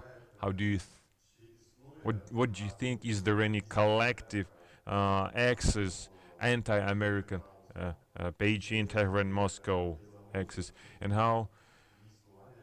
what is the threat of existing such axis? And another question regarding India. What do you think about what role is played by India? Because on one hand, they're part of the Quad, and on the other hand, they assign defense contract with Russia, and they vote against Ukraine in the General Assembly of the United Nations. Thank you very much. Please pass the microphone to Mr. Yakovlev, Kiev Mohila Academy. Thank you for the wonderful event and wonderful name too against all. Mr. Freudenstein in his presentation touched upon this question, and because the poll among taxi drivers is the most fundamental source of data. So they say, well, there was a joke. What kind of friendship between Russia and China? Because Chinese will colonize Siberia, and there will be Chinese territory. So what are the problematic issues in relationship between Russia and China, except for Netflix cartoon or film? So what problematic issues in relationship between China and Russia can be utilized by us to somehow to aggravate this maybe this disagreement between these two countries? So how can we utilize this disagreement in this? Thank you very much. I would like to start with the conclusion of 30 years anniversary between diplomatic relationship between Japan and Ukraine. I'd like to congratulate New Europe Center with this study. I read it, and I'd like to express my opinion regarding the first topic. I think the impacts of Russia and that of China are totally different. If we analyze the differences, there are more differences than the similarities in their impact. What unites them is for sure the issue of strategic instruments of military influence and domination in maritime territory areas, and we have much in common with Japan. I state, so having listened to the discussion, thank you very much, both Ukrainian international experts, for the opinions. I realize one thing, that Japanese government is more resolute than Japanese experts. I think for G7 position, sending the observers to the Black Sea exercise, and Japan, which is the number 5 in terms of the military power, and Ukraine is number 22. There are components that we miss we miss the military component, and Japan miss maybe some elements of our experience in our component that we have in Ukraine. So I suggest if we if you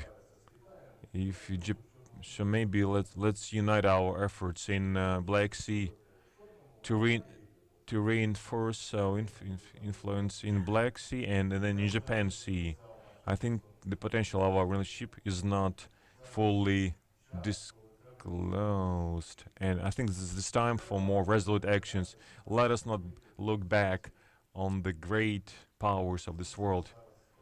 The world is being formed at the moment. I think Japan has to have a greater say than it was done in the decade in the past decades. Don't be afraid of Russia. Don't expect that you somehow you can pacify authoritarian regimes. I just want to share our experience. All our attempts to do that, attempts with Russia ended up with war. Even the compromises are like providing the territory for military base in Crimea. So finishing my comment, I'm sure that I do hope that that not only the end of the Olympic Games in Beijing, we will after the end of the Olympic Games, the situation will be relatively calm in Europe, and I think that and then after the birthday of the Emperor of Japan, the situation will be still calm in the world. But let us make different decisions than were done in the last decades. I think Ukraine and Japan can suggest in both in Asia and Europe more ambitious positions than they do nowadays. I think together we can make some joint efforts. Don't look at the influence of the great countries. So make your influences in your regions. I can reassure that our Japanese colleagues are pro-Ukraine and very resolute. Maybe with their with their balanced expertise, seem to be not very resolute. But I can assure they're very resolute and they're pro-Ukrainian. Mr. Shulga.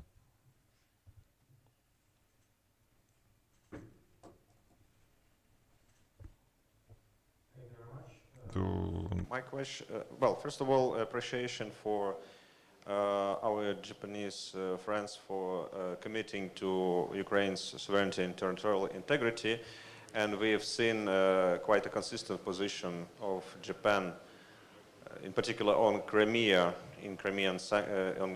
in the United Nations, voting for Crimean resolutions, also supporting the Crimea platform, recent initiative of Ukraine. But at the same time, we know that Japan, unlike US, who applied full trade embargo basically on Crimea, occupied territory, and European Union, who applied some sanctions also on Crimean Peninsula, Japan has not applied sanctions on occupied Crimea. And that's basically created a natural question from me.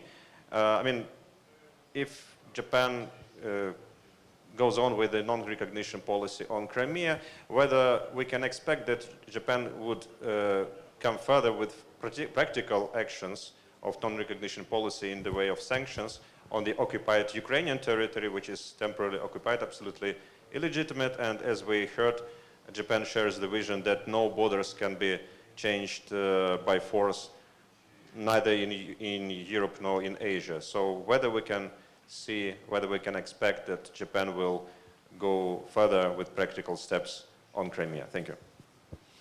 Дуже дякую, Дмитре. Шановні експерти з Токіо, передусім, як би ви прокоментували? The experts in Tokyo, first of all, how would you comment on the Mr. Shulga's question that regarding the sanctions embargo with regard to Crimea? Could you please comment on that? Do you have anything to say in this regard?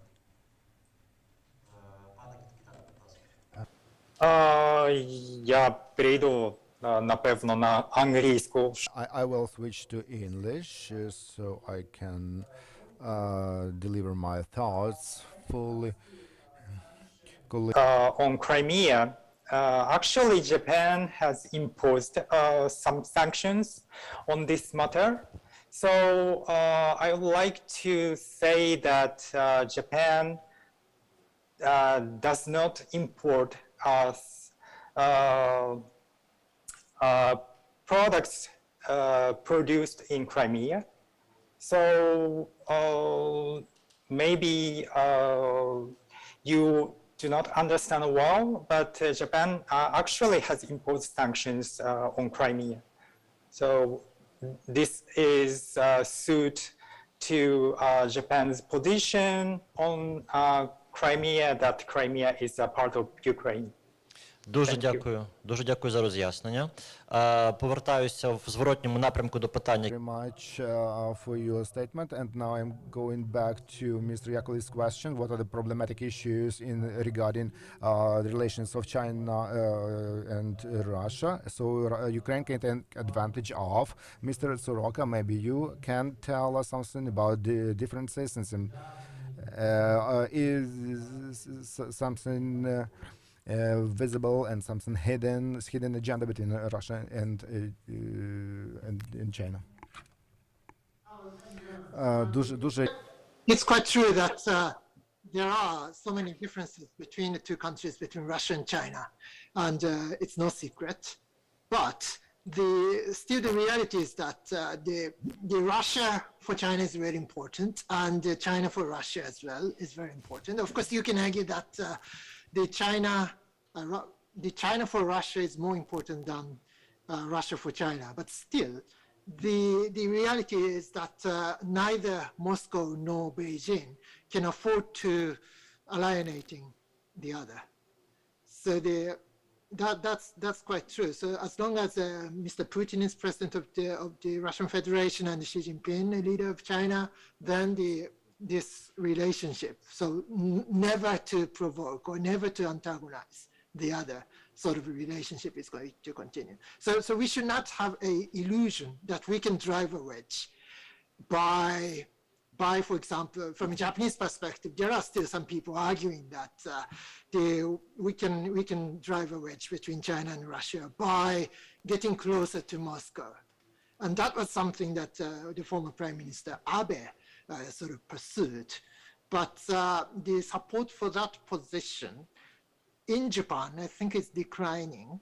So that's why now more and more people support the idea of imposing more severe sanctions against Russia in case of Russia's invasion to Ukraine than what we did back in 2014. But still, the reality is that we cannot drive a wedge between the two countries. But still, what is important is to recognize that there are various sorts of differences between the two countries, and that's just the reality as well. Дуже дякую, пане.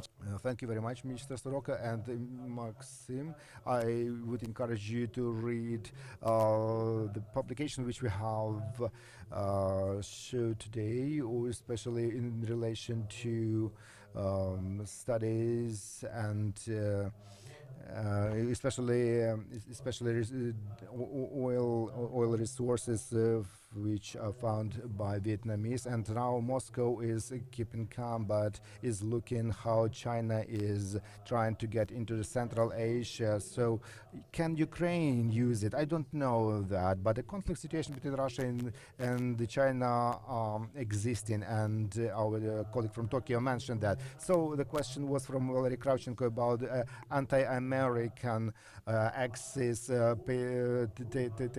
Tehran, Moscow. Maybe Mr. Freudenstein can answer that question. Yeah, I think that one of the differences between Russia and China is, for example, the approach to the European Union. I mean, the Kremlin, Putin right now wants to destroy the EU. If he could, he would destroy it completely. the Chinese leadership doesn't want to destroy the European Union. They like the single market as long as they can sell their goods. So they want the EU in a subservient position, but they don't want to destroy it. At least that's the situation at the moment. So is there a possibility to drive a wedge? I completely agree with Tsuruoka Sensei that there is no such possibility for the moment. And even the attempt to do so would cost us our fundamental principles, because it would mean the recognition of a Russian sphere of influence. I mean, that's what usually even President Macron at a certain moment have proposed, that we should somehow be nicer to Mr. Putin and then we can drive a wedge. I think there is no way this is going to work. Let me just say one word about India, because that's an interesting case here. India is a country where I think a large part of the elite and public opinion believe that we should indeed cooperate with Russia against China. I mean, there's a long tradition of Indian-Soviet and Indian-Russian partnerships in the past. And the commander of the German Navy just had to resign because he made precisely those remarks in Delhi at a conference where he proposed that we should, you know, get closer to Russia, give them more respect, cooperate with the Russians in order to fight the real enemy, which is China. And I tell you what, the reason why this video was released with great fun and happiness by the Indians was that this exactly represents their opinion, the organizers of the conference. And I'm sure they're very sorry now that Admiral Schönbach will be the commander of naval libraries, maybe, but will not remain in his post because he has just resigned because of these remarks. So to sum it all up, yes, and the U.S. factor, of course, it is important to see that there is a strong dose of anti-Americanism in all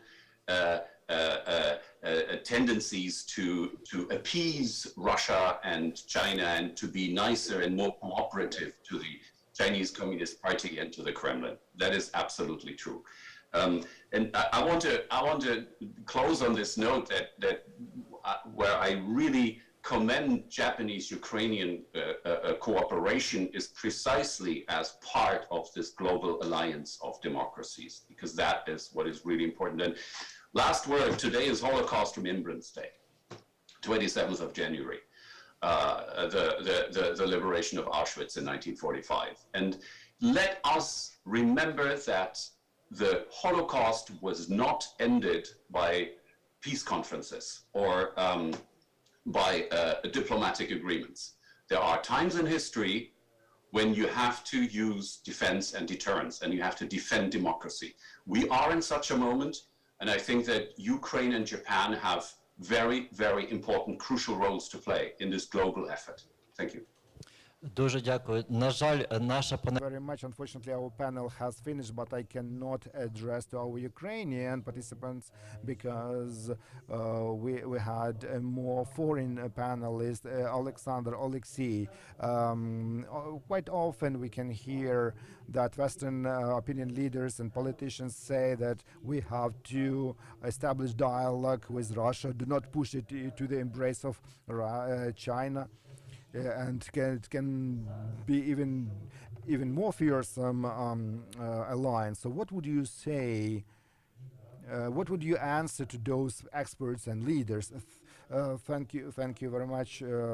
Зарікаю за тим, що одна з ілюзій цієї адміністрації, що з Росією можна мати передбачений that it is dissolved, and it's very positive thing. The second illusion, which is based on the strategy of the United States, that Russia can be drawn away. That strategy we have to work on. And Ostapin asked the question how this strategically harmonize their positions, Russia and China. I got 2 points in my mind. First is free world is based on values, and that's why we have alliances. Authoritarian regimes, They can group according to common interests. They are situational. It doesn't matter how long they persist in time. So the doctrine of Primakov can be implemented by Chinese. What do I mean here? So bipolar world. The challenge towards United States. The second is unifying in Russian way of former Soviet republics, especially in the western direction, and in China, small countries which neighbor China. And the third issue here is countering NATO. Unfortunately for there is no NATO in that region, but there are different formats and different alliances and bilateral agreement with United States, and China also counters that. And the final issue, Russia is important for China as a leverage, as it uses again in this policy against the United States, because Russians understand their deficiency in all the aspects except nuclear. So that we can explain that kind of thinking. Maybe this is the final point here.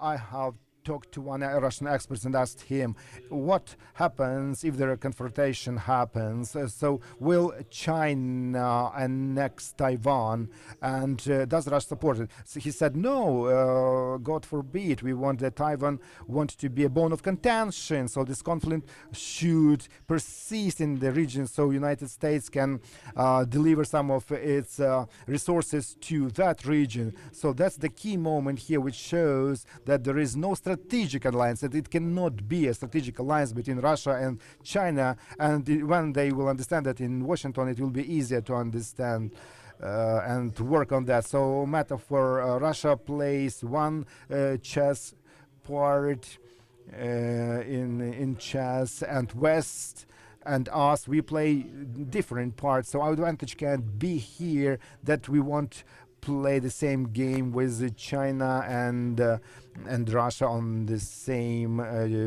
chessboard. So we have to unite to see what makes what these powers do in their regions. Thank you very much. Хотів би висловитися з приводу Індії. Як це не Professor would like to say on India. Yes, I'd like to also answer Mr. Kravchenko question, and also what Mr. Kitana said, that in Asian countries there are still things they think in categories of Cold War. They say they think of Soviet support against the NATO enlargement. I remember that in India back in 2015 at one of scientific conference, I was just impressed how Indian researchers used Russian terminology. It's about Ukrainian nationalists, about coup d'etats, about everything. But on part of Indian diplomats, or even in Kiev, you could hear, but you sold tanks to Pakistan, so what do you want from us?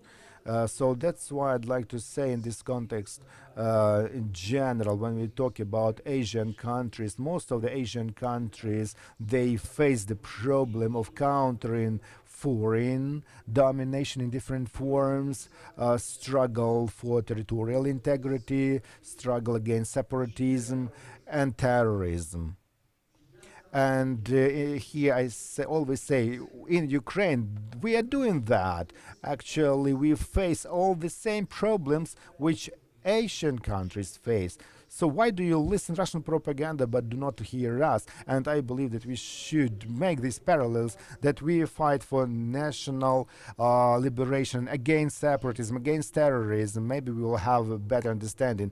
But in general, we need also resources. We lose to Russians because of lack of resources, because they have abundance of resources which they use in their propaganda wars. Instituted by Kharkov in Calcutta, it works powerfully. So when there are no resources, so maybe you can organize a visit of Indian journalists to Ukraine.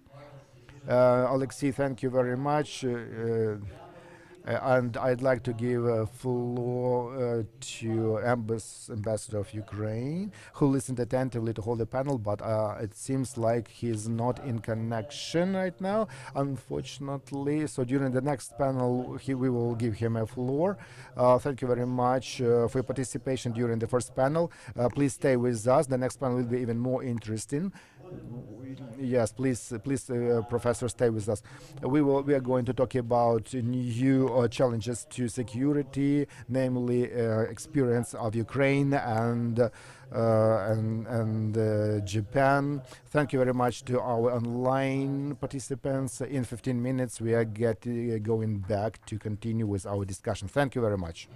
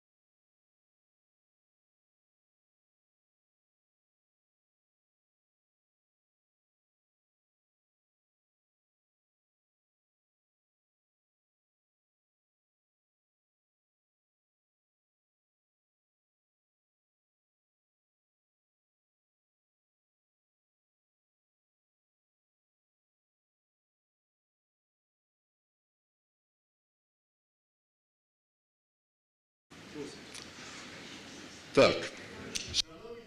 Dear spectators and participants, ladies and gentlemen, we start our second discussion session. It's dedicated to the topic of new security challenges of Ukraine and Japan. I will be the moderator of this panel. My name is Takashi Hirano, and I'm chief of the Ukrainian sector. And our speakers will be Mr. Bonji Ohara, the Senior Research Fellow, Social Peace Foundation, and Mihailo Gonchar, the President Center for Global Studies, Strategy 2020, and Seta Makoto, Associate Professor, Associate International Arts, and Natalia Butyrska, expert on East Asia. Yesterday we celebrated the 30-year anniversary of establishing diplomatic relationship between Ukraine and Japan, but according to the latest studies, it was found out that our human contacts relationships are much older, much more. For instance, in the beginning of 20th century in Far East,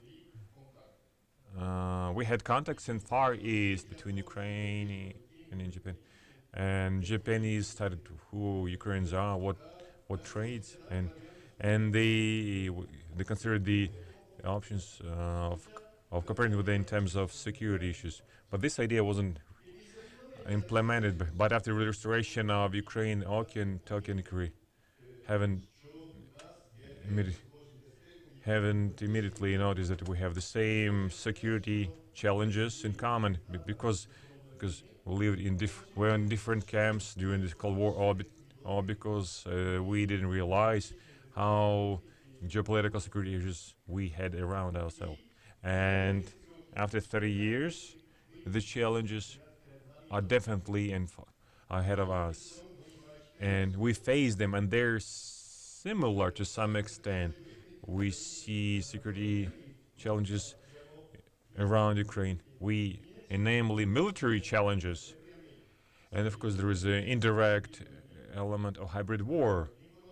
Information war is raging worldwide, and disinformation is spread not only in Ukraine but in Japan. It's widely spread about the Ukrainian and Russian military conflict. And please keep in mind the energy as weapon and the technological threat. So we have reasons to say that we have similar and different challenges, and it means that we have to speak and share the experience and knowledge, not only on the government level, but on the expert level, as we have today. Let's start from the question. Mr. Ohara, it is said that the Russian-Ukraine conflict can be partially compared with the security situation in East Asia. Last year, Mr. you spoke in details about China's activities in the region, and in February this year, you plan to publish a book about the conflicts around China. So what are the security elements in Pacific region could be compared with elements of the Russian and Ukrainian war? Could you please reflect on that during your presentation or speech?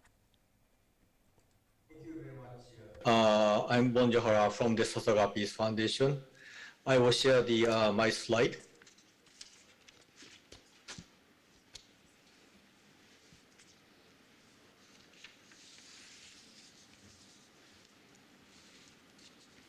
Can you see the slide?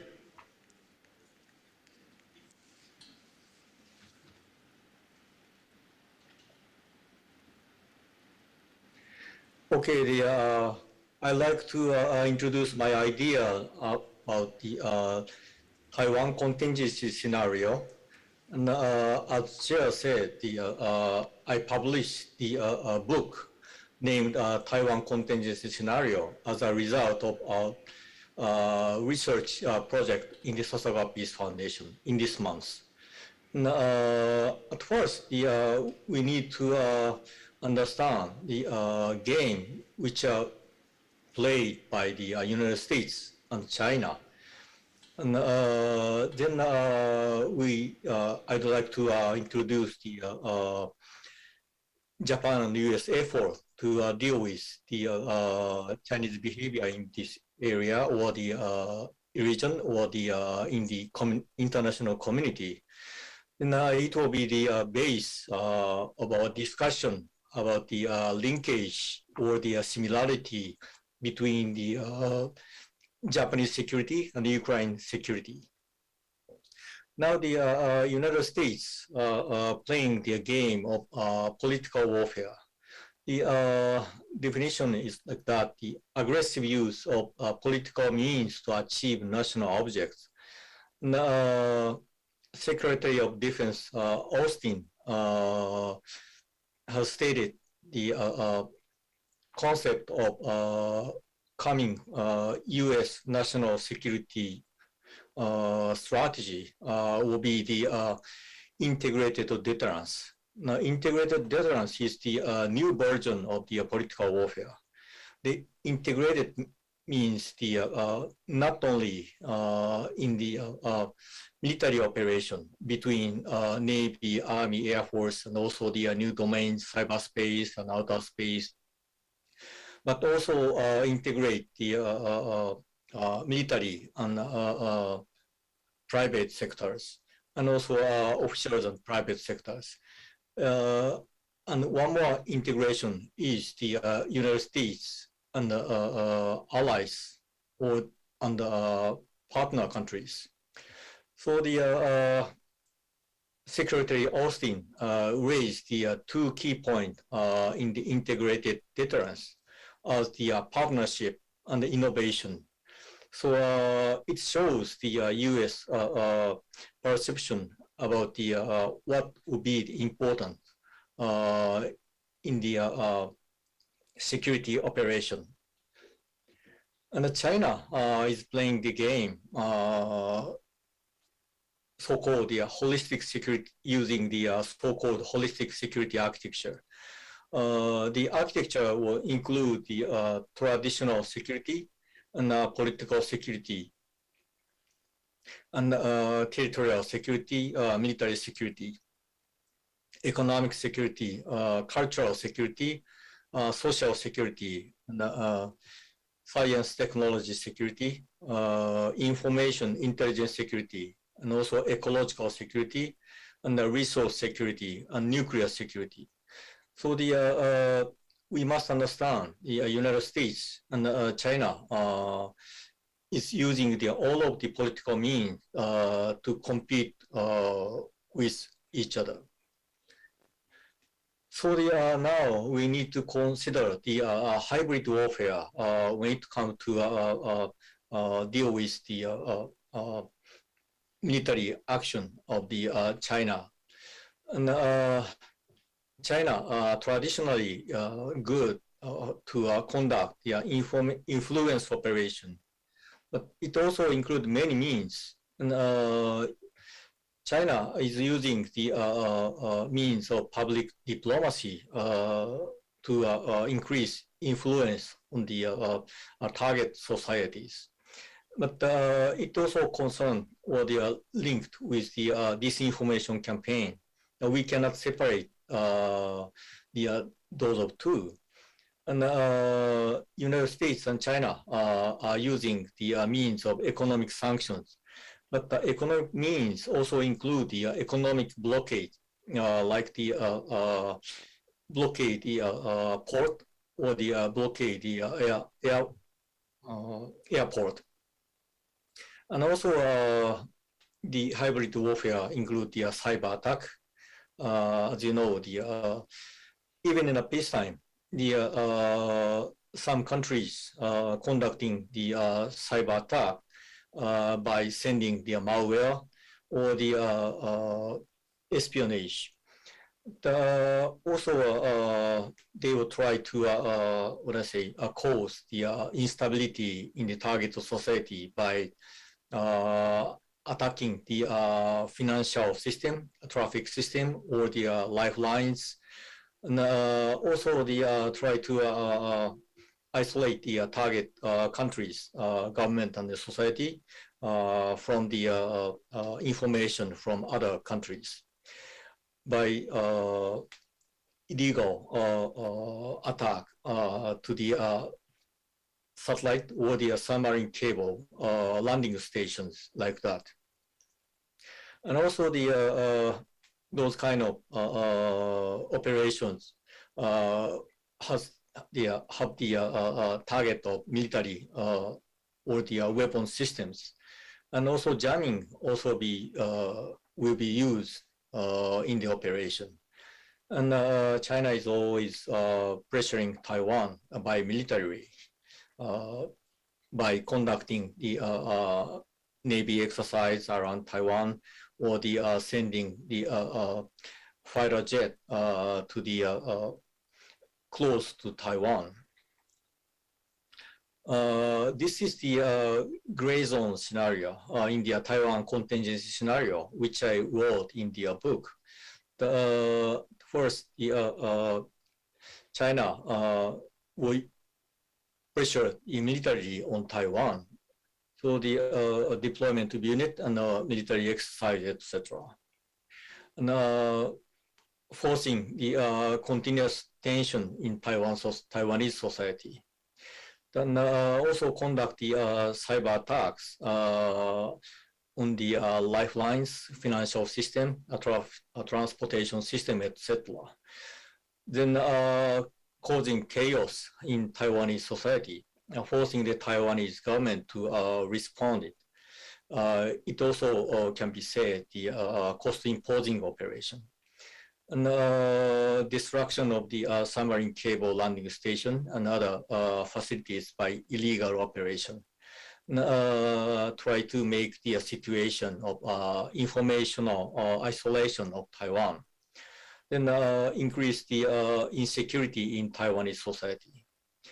And then try to blockade the maritime and also in the air.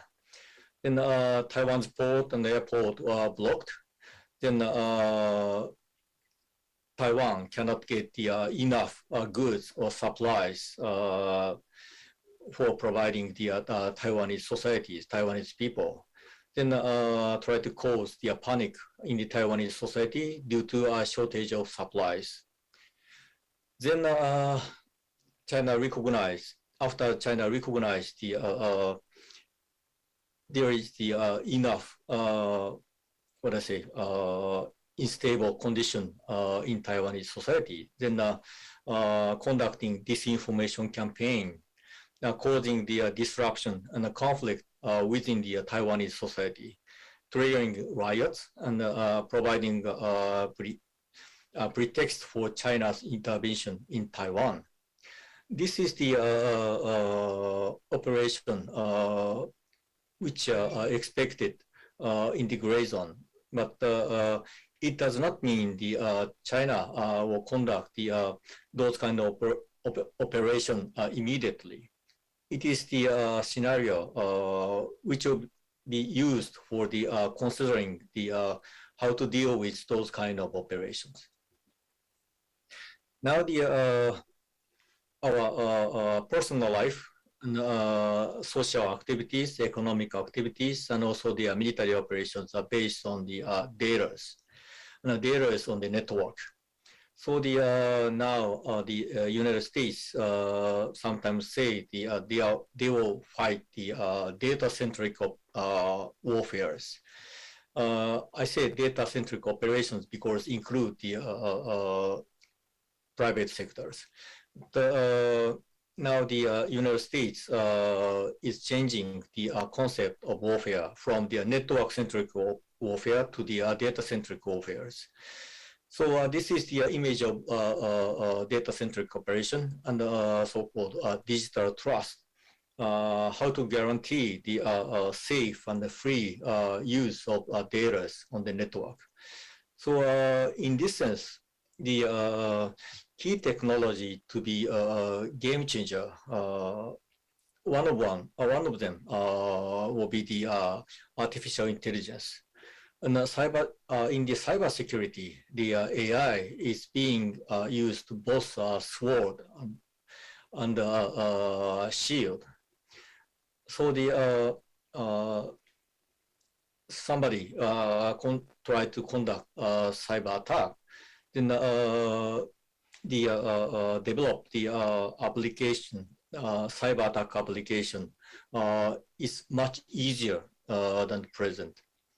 And the cost of developing application is plummeting. So the cyber attack will be easier than present. And regarding the disinformation campaign, the AI, specifically machine learning, is poised to amplify disinformation campaign.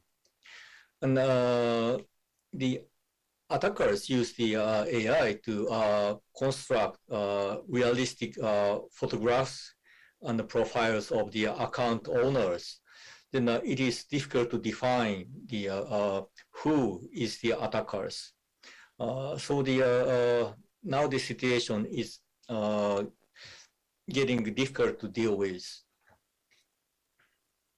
And in this situation, the Japan and the United States published the joint statement of the US-Japan Security Consultative Committee, a so-called 2+2 meeting, which was held in January 7 this year.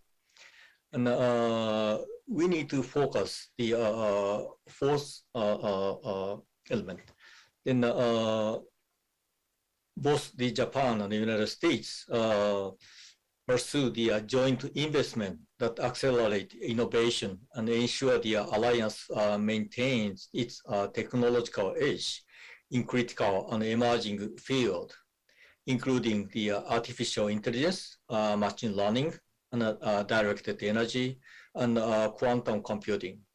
So now the Japan and the United States recognize the AI, and especially the machine learning, will be the key technology for the future security. But there are some challenges in Japan and the United States, and also relations in the between Japan and United States.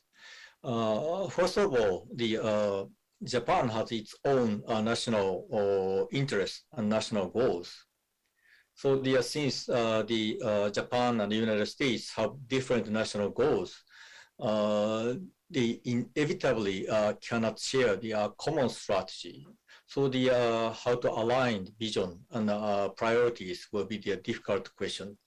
So aligned vision and priorities was the stated in the joint statement in the first part. And alliance with the United States and Japan resolved to ensure the alignment of alliance visions and priorities through key forthcoming national security strategy document. The document in Japan, will be three. One is the Japanese national security strategy. It will be published just after the election in June, July this year. And after two documents will be the plans to, let's say, for development or the deploying the weapon equipment. So the it is the necessary that the alignment of the visions and priority when it comes to what I say, try to cooperate in the security issues.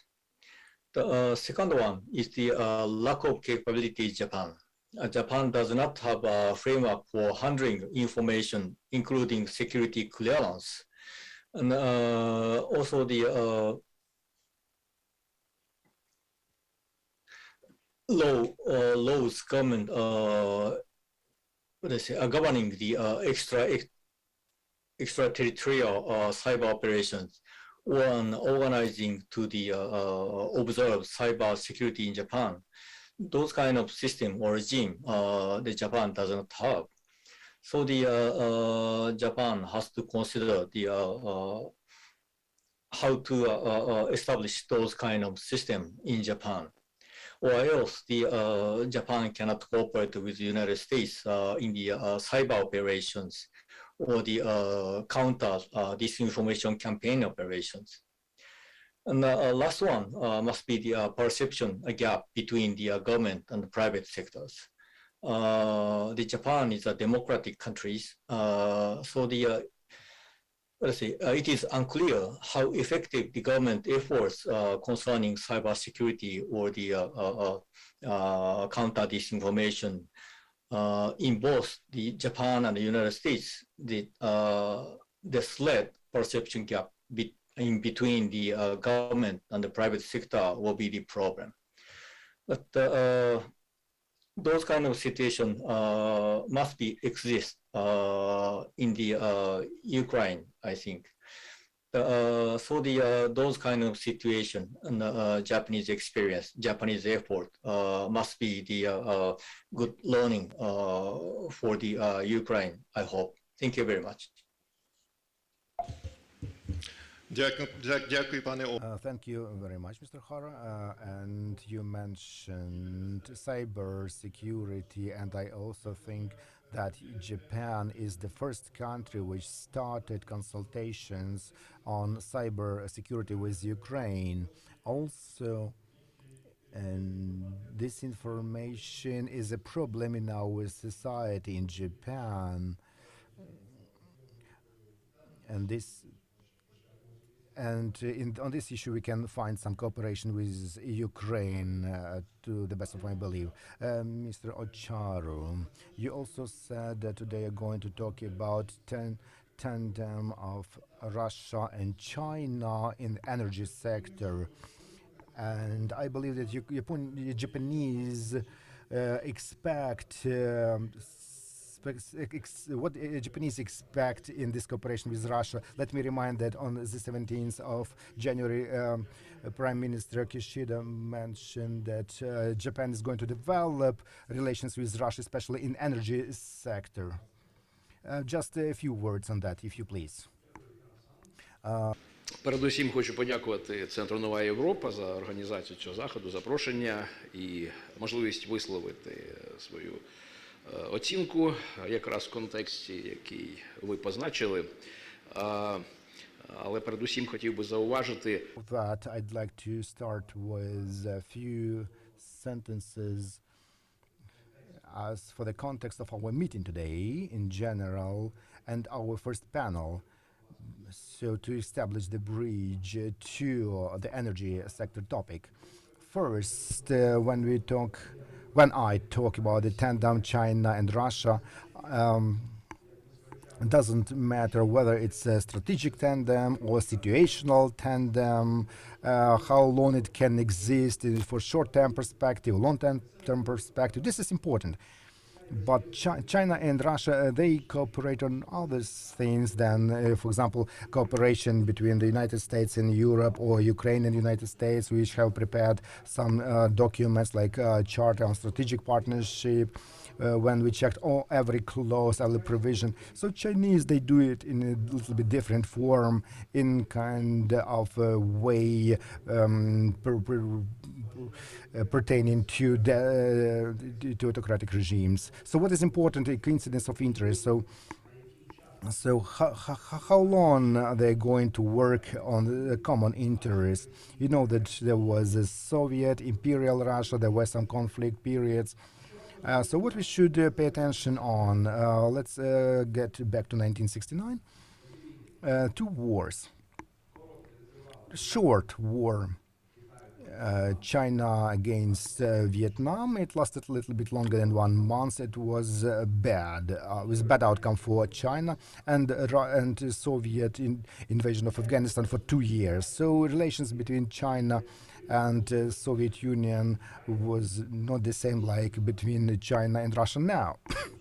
but here we can have a conclusion, important conclusion, that Putin's Russia and modern Russia under modern China under Xi Jinping, they have absolutely different level of cooperation, so which goes by default because their interests mostly coincide.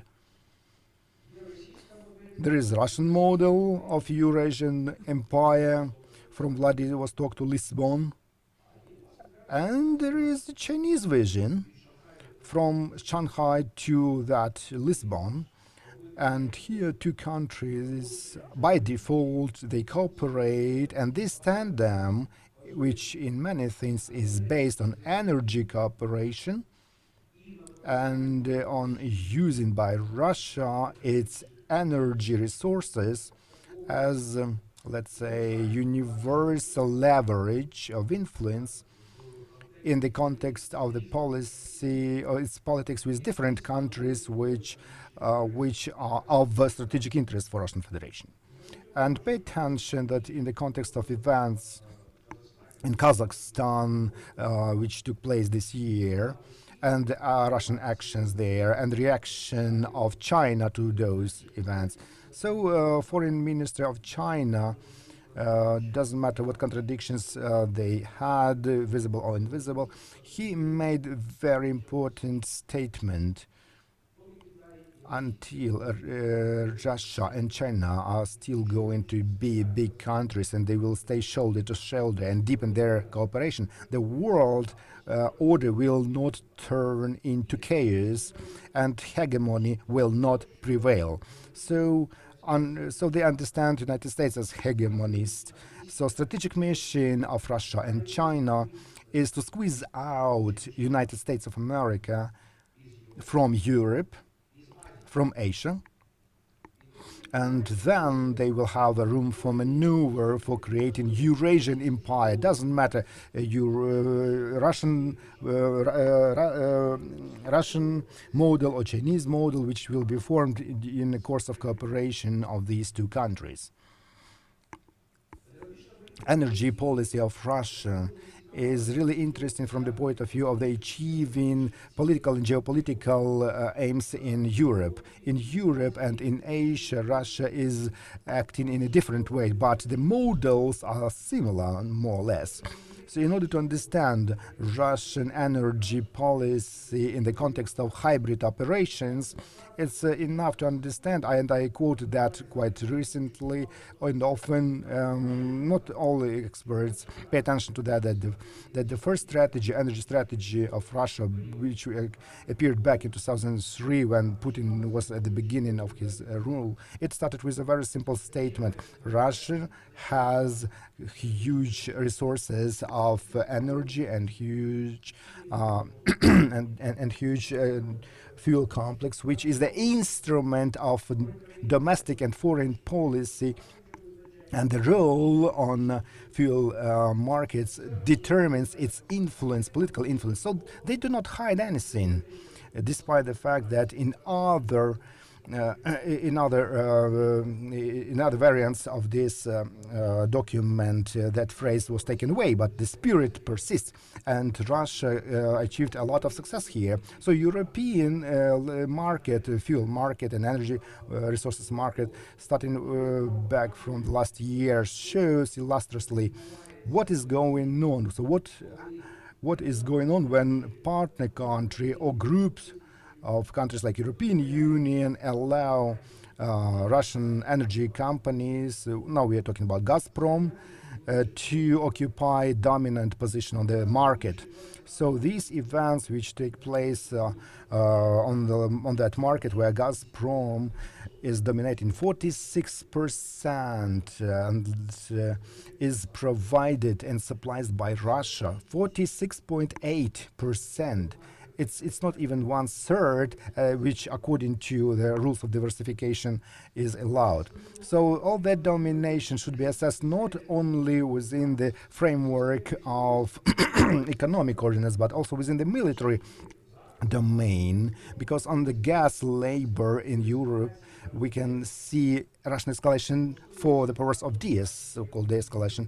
And this is based, so we can see that the price is soaring almost $2,000 for 1 cubic meter of gas. And then this price is going down, but to the level which is really high, more something about $1,000 for cubic meter. But and then they make a very lucrative proposal to other players on the market, like like sign long-term contracts, because Russia created spot market with acceptable prices for gas, and now Russia, which has dominant position on the market, it broke that mechanism. And so what we have, in quotation mark, a way out of the situation, go way back to the long-term contracts like it was back in 19th, when Russia will be capable of enlarge its presence on the market and to solidify its dominant position. And the International Energy Agency and its leader called Russia manipulator on gas market of Europe, and he mentioned that decreased number of supply to Europe and threats towards Ukraine are the same things.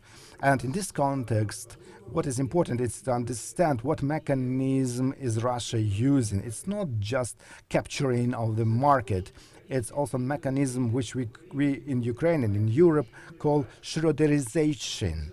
So this is a mechanism of using or creating first and then using of highly influential people, former public officials, ministers, who are engaged in the orbit of Russian state companies, who are suggested big salaries, big positions within those companies, and then they play role of lobbyists of Russian interests in Europe.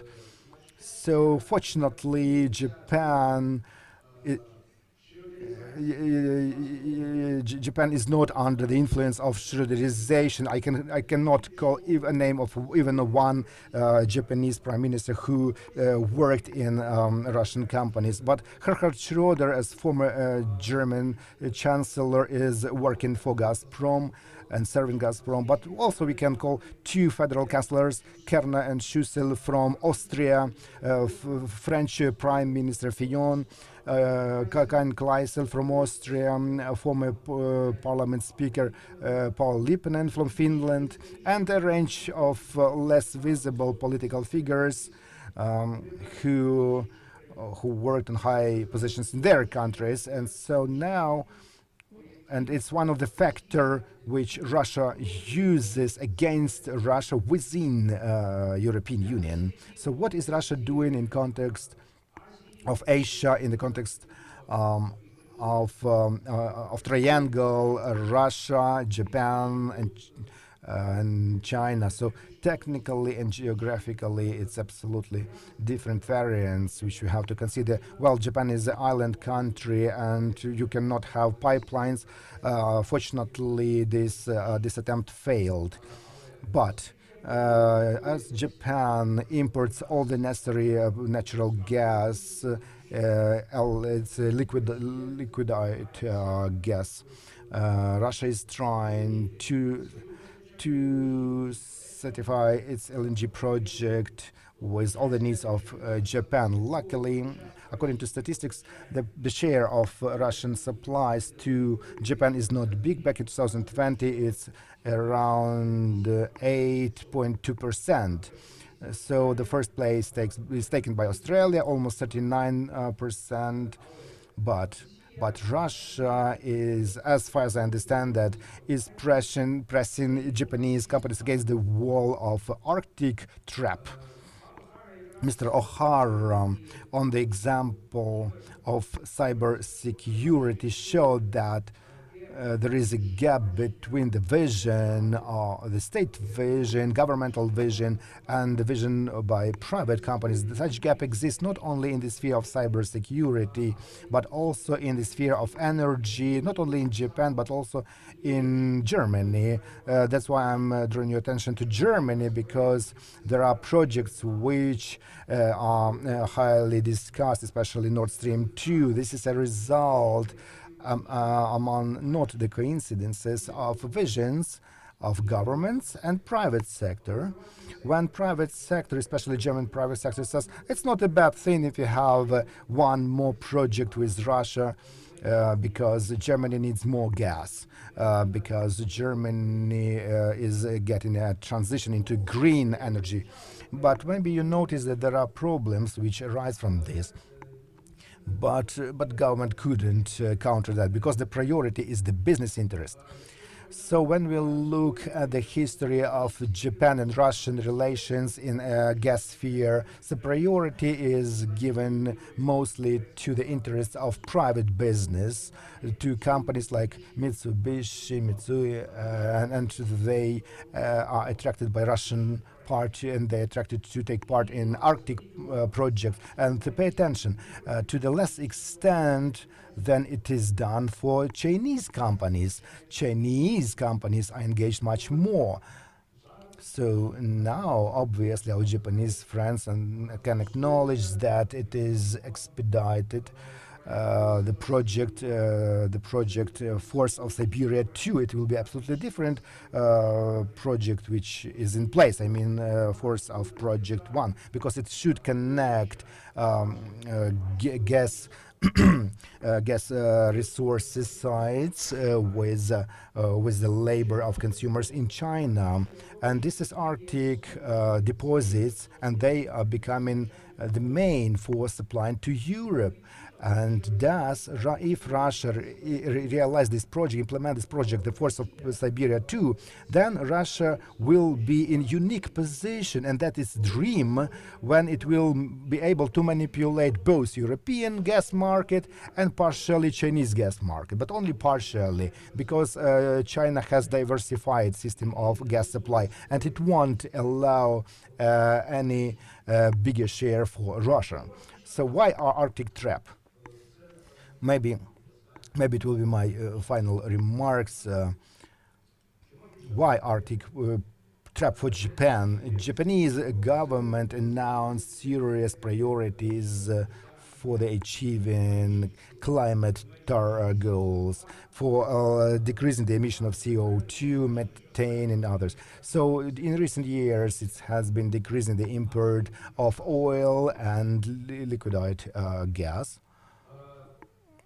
And China also announced such priorities. Russia too formally supports everything for climatic aims, but in fact it's going to do everything in order to disrupt implementation of such goals, because the export of energy resources is the foundation of Russian economy.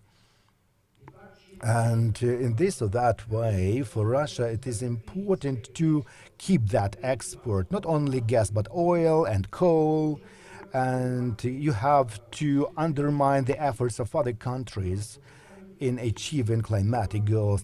How can it undermine it? To engage these countries to Arctic projects. So Arctic is a very fragile nature, and you know that European Union announced a special Arctic strategy which envisages refusal from from the excavation of gas and coal in Arctic zone. Absolutely shutting down all the projects, and Russia is doing vice versa.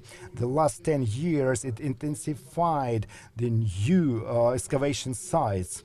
So companies, Japanese companies, and Russia is doing a lot in order to engage Japanese companies. They will get into contradiction with official state policy and global climatic aims. Thus, Russia creates a conflict of interest and is trying to get its benefit in order to keep its status quo, and accordingly depending with the countries on the Russian energy resources, it will conduct policy of whip and carrot for Moldova and other defined countries. It will be whip, and for others it will be more lucrative terms of gas provision in the form of carrot. So we have to take into consideration that tandem of Russia and China, which is more and more based on these oil and gas pipelines, it corresponds to Russian vision, which was formed more than 10 years ago. They say nothing works as good for achieving common goals and integration of spaces as new infrastructure, which connects Russia as an exporter with their customers. And I believe that our Japanese friends have to take into consideration this example, how Russia acts in Europe, and not repeat the same mistakes and minimize possible implications. Thank you. Thank you, Mr. Hanchar. I do expect that in Japan they will listen to your advice.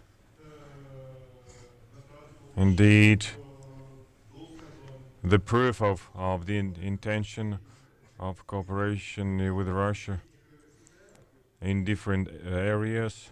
For instance, Japan and Russia signed in September last year the joint declaration regarding the cooperation in energy sector in the context of the ammonium and hydrogen. So ammonia is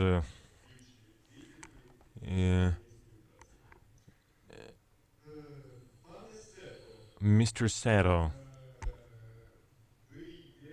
you're the only member of expert network of Crimean platform with Japan. So your expertise is focused on the problem on the international maritime law. So we would like to hear about the parallel between regions, maybe maritime parallel between our regions. You mentioned that you would speak about so-called green humans that came during the Russian occupation of Crimea, about the blue men around Japan. I'd like to hear about the similarity between the little blue and green man. The floor is yours. Yes, thank you, Chair. So, my name is Makoto Senta. I'm Associate Professor at Yokohama City University, Japan. So first of all, I'd like to extend my sincere gratitude to the organizer, New Europe Center, and both Ukraine and Japanese embassies in each state. Thank you very much for giving me the opportunity to join this interesting forum at this very vital moment. So let me share my screen. So can you see my slide? So since I specialize in international law, especially law of the sea, as the chair kindly introduced, so I will make a comment from this perspective, especially focusing on hybrid war. I analyze how should we respond to the new security challenges of using irregular armed forces by superpower like Russia and China. So first, I want to introduce two pictures. The first picture is this one. Yeah, I'm sure almost all of you know what this picture is. So this is a picture of so-called little green men. They appeared in 2014 March in the Crimean Peninsula, so carrying Russian weapons and wearing Russian uniforms, but with no identifying insignia. So if you compare this picture with this one, so probably you can easily find that they hide the flag sign in their uniform. So Russian President Vladimir Putin first denied Russian involvement with this little green men, but later he admitted that they are part of the Russian army. The second picture is this one, a picture of a fleet operated by so-called little blue men. So this picture was taken at the South China Sea, so especially near Western Reef, where both Chinese and Filipino claims overlap. According to the decision rendered in 2016 by the Arbitral Tribunal under Annex 7 of the UNCLOS, it should be regarded as a part of Filipino water, but China doesn't give it up. So last April, more than 200 vessels gathered around with some reef and tried to control the maritime areas and features effectively. Also, the Philippines protested this Chinese behavior. The Chinese embassy in the Philippines said that some Chinese fishing vessels took shelter near the area due to rough sea conditions, and there is no Chinese maritime militia. So, however, several pieces of evidence have been demonstrated that they are under the control of the Chinese administration as a maritime militia. So, I'm not sure whether I can say it is the international community, but many states believe that it's a part of Chinese military, but Chinese government denied it. So, in this way, both Russian Federation and China used irregular armed forces. So next, I will briefly explain the international legal frameworks related to such forces from 3 perspectives in international law. So first, rules of the law of state responsibility. According to rules of customary international law, states are responsible for conducts of state organs, including regular armed forces. However, as for private individuals, generally states are not responsible unless states have effective control over the conduct of private individuals. So, if little green men are little blue men are private fishermen, so China doesn't own responsibility for their conduct unless their conduct is effectively controlled by China. Second, from the perspectives of the law of the sea, which I expressed, so vessels are divided into 2 categories. One is state vessel, which include warship, and the other is private vessel. State vessels enjoy immunity and can police foreign vessels which commit crimes such as piracy on the high seas. But private vessels do not have such privileges. So whether a vessel is a private fishing vessel or militia vessel operated by the Chinese government is a vital factor for the naval or coast guard to decide measures to be taken against those vessels. If a vessel is a Chinese militia and a state vessel, the Japanese Coast Guard cannot police such vessels, even if they engage in illegal fishing in the Japanese water, because they enjoy immunity. But if they are purely private fishing vessels, of course, Japan Coast Guard can police and arrest them. So third, from the perspective of international humanitarian law, so humanitarian law is interchangeably used with law of armed conflict. The distinction between combatants and civilians is quite important. But again, on this point, whether a private fisherman or a part of a militia is quite essential. If they are militia, maritime militia, and incorporated in the Chinese People's Liberation Army Navy, they can be a legitimate target under humanitarian law. However, if they are just private fishermen and do not directly participate in hostilities, they must be protected as civilians. Some states and scholars claim that there is a third category named unlawful combatants, but I do not elaborate it here due to time limitations.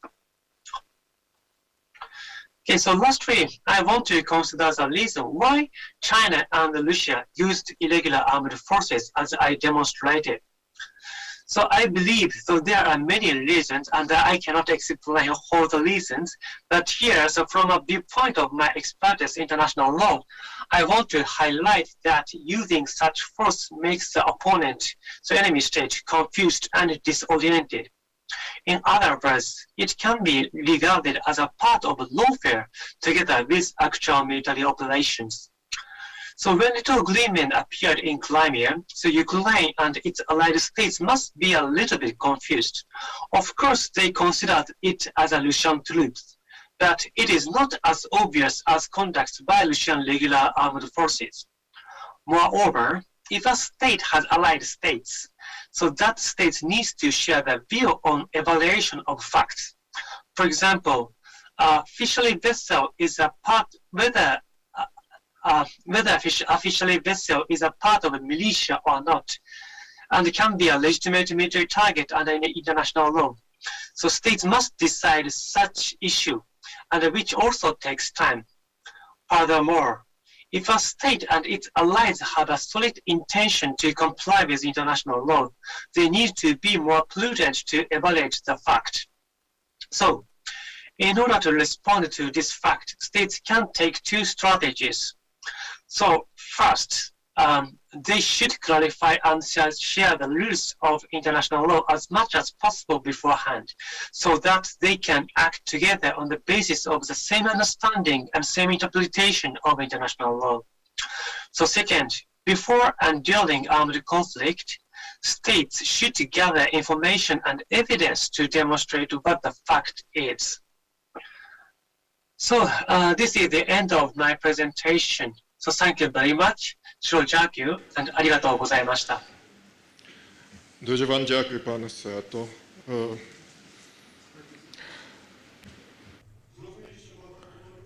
We understand there are many violations of international law committed on the part of Russia and China as well. But we have a question. So are these ongoing violations? But how can we resolve this problem? Maybe we can ask this question later. Mistress Natalie, you studied the similarity and interconnectivity of the security situations both in Asia and Europe. I can assume there are some challenges that can be easily noticed from Ukraine and from Japan. What could you say about that? First of all, I'd like to thank New Europe Center, our Japanese colleagues, about this kind of discussion, because they're very relevant, and they started last year. And last year we had many interesting moments where we discussed with our Japanese colleagues. For a person that is an expert on Asia, it's important that this Asian expert reach the level of expertise and think tanks and political circles. And we have to understand that Asia is not far from us, and we have to closely cooperate with that region. And Asia is not just China alone, but we have to broader look and engage more people. So last year we communicated about the mutual problem, namely Northern Territories and Crimea. How can we reclaim?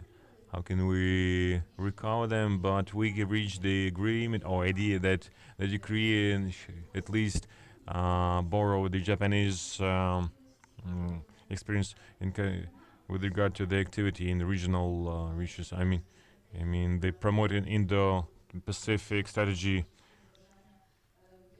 and it was a desire of Japan to enhance the activity of the United States when Donald Trump, changed this policy while they needed the attention of the United States, and with the support of the trade partnership and so at the same time Japan is the country that is located in this region.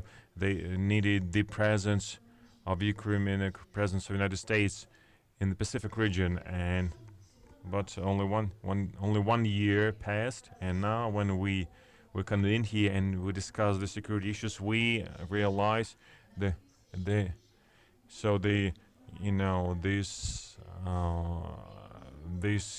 stack of problems that we have to resolve is really high, and we cannot even give an answer. We cannot even predict how the situation will develop, because we're not on the peak. We're in the peak when Russia is trying to create massive military pressure, not only Ukraine but on the world in global. And when we look at the Asian region, when during the last year both Russia and China they afford to use the military intimidation in the respective regions, and we understand how important to have a comprehensive look at these problems. It is becoming even more evident that the South China Sea issue and aggressive actions of China were restrained by the region itself, and they were dealt by United States of America some time ago in Ukraine. Within this issue was discussed in Ukraine, and as an issue that has to do with that region. When we have this situation with Russia now, when we would like Asian players to be more active, we face the point when there was a misunderstanding of the problem because we didn't promote this message, and due to some some developmental different issues and regional issues, there are a lot of ifs. What if, and it's important to raise the issue of aliens, China and Russia. The previous speakers spoke a lot. I don't want to repeat them. This topic again, but it's very different. But it's very important to dispel this stereotype of aliens, the myth about the aliens between Russia and China that was promoted on the international level by these two countries.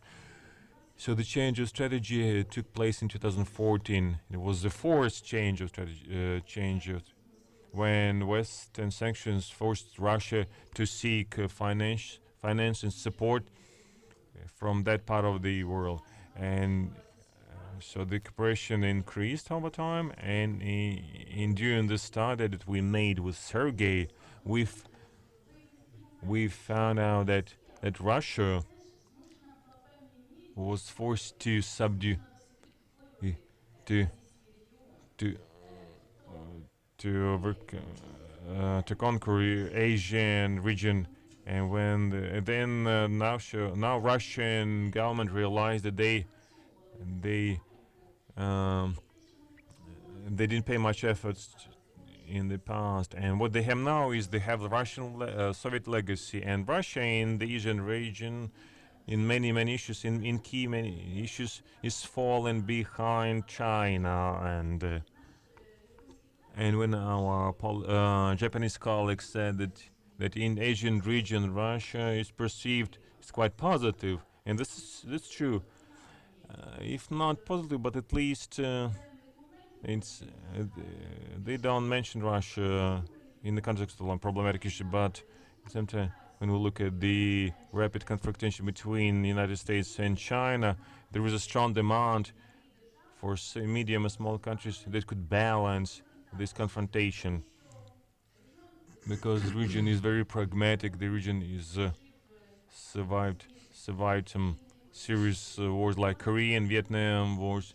They have a historical memory on how the situation could get destabilized, and so there is a strong demand for balancing this. The situation is very strong and deep, and therefore Russia, they would like to see Russia as a country that has some independent opinion and helps to reach this goal of a balancing situation. At the same time, Russia, other than selling weapons and falling behind Russia in terms of main issues, failed to suggest some holistic strategy in the context of Asian context. We also mentioned India here, and during our investigation, I communicated with Indian experts and asked the question, which side India takes, and they said that indeed India has a positivity to Russia based on the old historical memory, a good relationship back in the time of the Soviet Union. But now modern Indian allies have positive prospects of their relationships with the United States. They attracted by the level of economical level, and in the United States they wanted their children to get Western education, but at the same time there is a strong regional conflict involving China and India. India it has very good chance to become a strong regional power, and they wanted to maintain friendship with Russia to balance their not very good relationship with China, especially in the context of cooperation of China and Pakistan that is developing now. So when we ask them why India continues to buy weapons from Russia, we want this alliance of China and Russia that want to be fragmented and some leave a room for Russia to create other countries, so that Russia can become totally dependent on China. The similar answers I received from other experts from Asian countries, becomes evident. It becomes evident the fear of alliance, because Putin and Xi Jinping from the continued to ascertain that their level of their ownership is extremely high, and these two countries demonstrated last year many military cooperation developments. So they adopted the military roadmap until 2025, according to which the country has to extend their circle, their military. It's military cooperation, production of weapons as well. Russia is creating for China some military assets for locating other objects. So it's threatening tendency, and I'd like to tell that there are many reasons for concerns in Ukraine.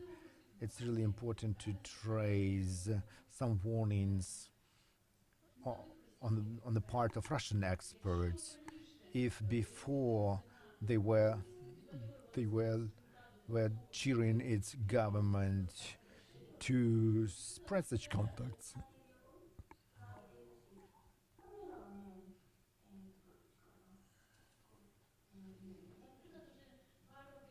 So 2 years ago, this course in Russian circles changed, and the reason was the behavior of China. A certain time, China was behaving mildly in its international relations, in its international activity, but recently we have been observing serious aggressive actions on part of Chinese diplomats, and we see blackmail and threats. And what is interesting that in Russian circles, they do not consider as China as a threat for themselves, but the issue of changing their behavior, Chinese behavior towards more aggressive stance, with increasing of the military might, it's of high concern, because these relations, yes, they can be more or less equal, they are strategic partners, but there is a certain little mistrust between these countries, which actually was established historically. As for China, it's to some extent a newcomer to global political issues. During a certain period of time, China tried to build its relations on the regional level, suggesting policy of good neighbors, using some assertiveness towards its. So it was like a well-balanced policy of whip and carrot. And when they suggested a global project, one way, one belt. So what grew relations, especially economic, with other countries. So for this end, China needs to answer the regional questions and to build its behavior accordingly. Unfortunately, China started using Russian experience also under the influence of Donald Trump policy from the United States. So what's interesting here, this aggressive policy played against Chinese interest. It is visible in the European region. because countries of European region, they tried to cooperate actively with China and they saw good chances for themselves. But last year, for example, countries of Central Asia, they demonstrated their warnings and less interested towards Chinese interest 17+1 initiative.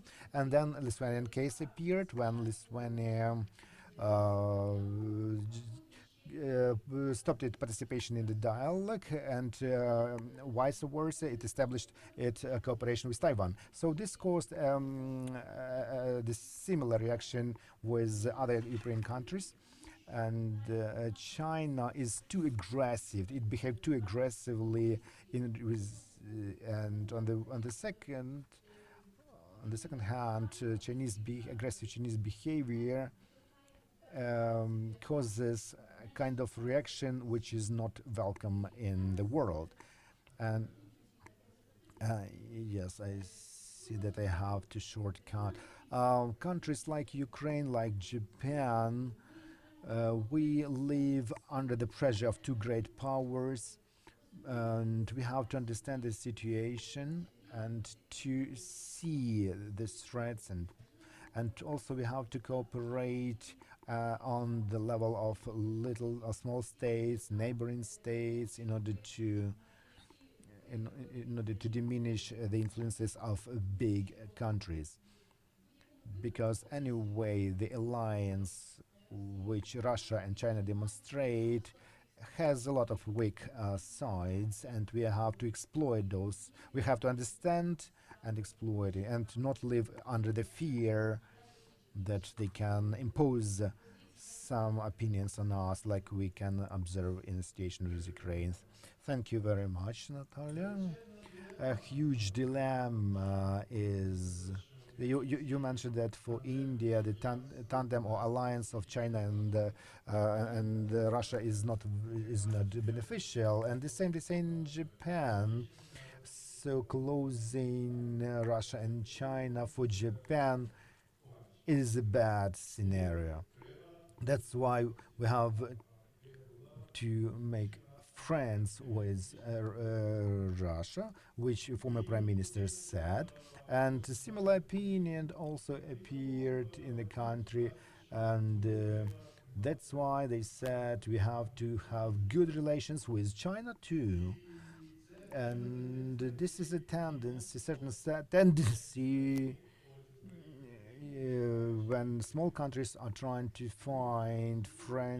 make friends in other regions, and this big country in other region is a threat to small countries. So here we have a big dilemma. We are seeking security cooperation with other countries. Now we switch to the discussion session. If you maybe have some questions, Alexei, I believe you wanted to say something.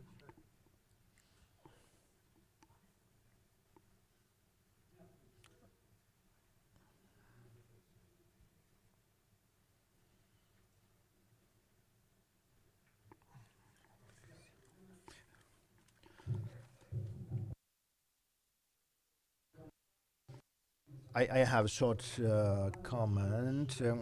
As for the Shredderization, which Mikhailo mentioned, that's what we're talking about, that we are really worried what is going on in Europe. And in this context, I'd like to tell about the stance of social democrats and leftish.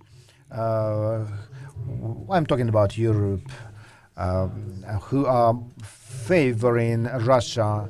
And I always wondered who leftists should support, democracy or dictatorship, democracy or oligarchs, aggressor country or victim country. So when we come out of the logic of leftish social democratic stance. So I think that these arguments we have to use when we talk with European colleagues, namely when meeting social democrats in Europe. I asked them What was the reason of creating First International? Does anyone remember among the audience the First Internationals? What was the reason for creation? What was it? What was it, that liberation movement of workers? Well, the reason was solidarity with the Polish uprising against Russian imperialism. So don't worry, Western social democrats don't know about that. They studied Marxism in a bad way. So for me, this is an argument which I'm trying to deliver to our European partners. Excuse me, it's not about Asia. This is about Europe. Thank you. Thank you for your remarks. Maybe from the audience we have.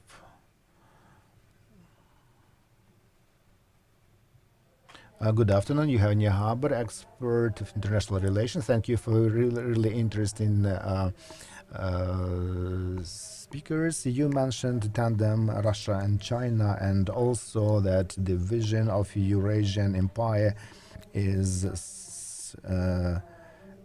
from Vladivostok to Lisbon, and another vision from Shanghai to Lisbon accordingly. And in this context, do you expect that at some moment, in some period of time, the interest will cross the path, that the conflict will be imminent, and from Lisbon to Vladivostok, and Russia and China will have interests which will not enable them to work any longer in that tandem? Thank you very much. Thank you, Evgenia, for your question. Maybe I will be quite pessimistic on that, because tandem, I'm trying to avoid calling it alliance or strategic or not strategic alliance, but tandem. It's between. So this is a tandem of two players of different weight. It's very clearly subordinated. So China is a leading force, Russia is led. So they do not focus on that. We understand that Russia is trying to blow the hot air. So China is not trying to show publicly this subordination. But economically, we see that this is clear subordination. That's why I think that without doubt that the conflict of interest is present, and the United States, they hope that Russia will become an ally in American countering China. And I believe this is illusion by Tom Clancy. Tom Clancy is an American writer who, back in the 90s, he wrote a very nice trilogy, Bear and Dragon. So the essence is United States and Russia together with joint efforts fend off Chinese intrusion into Siberia.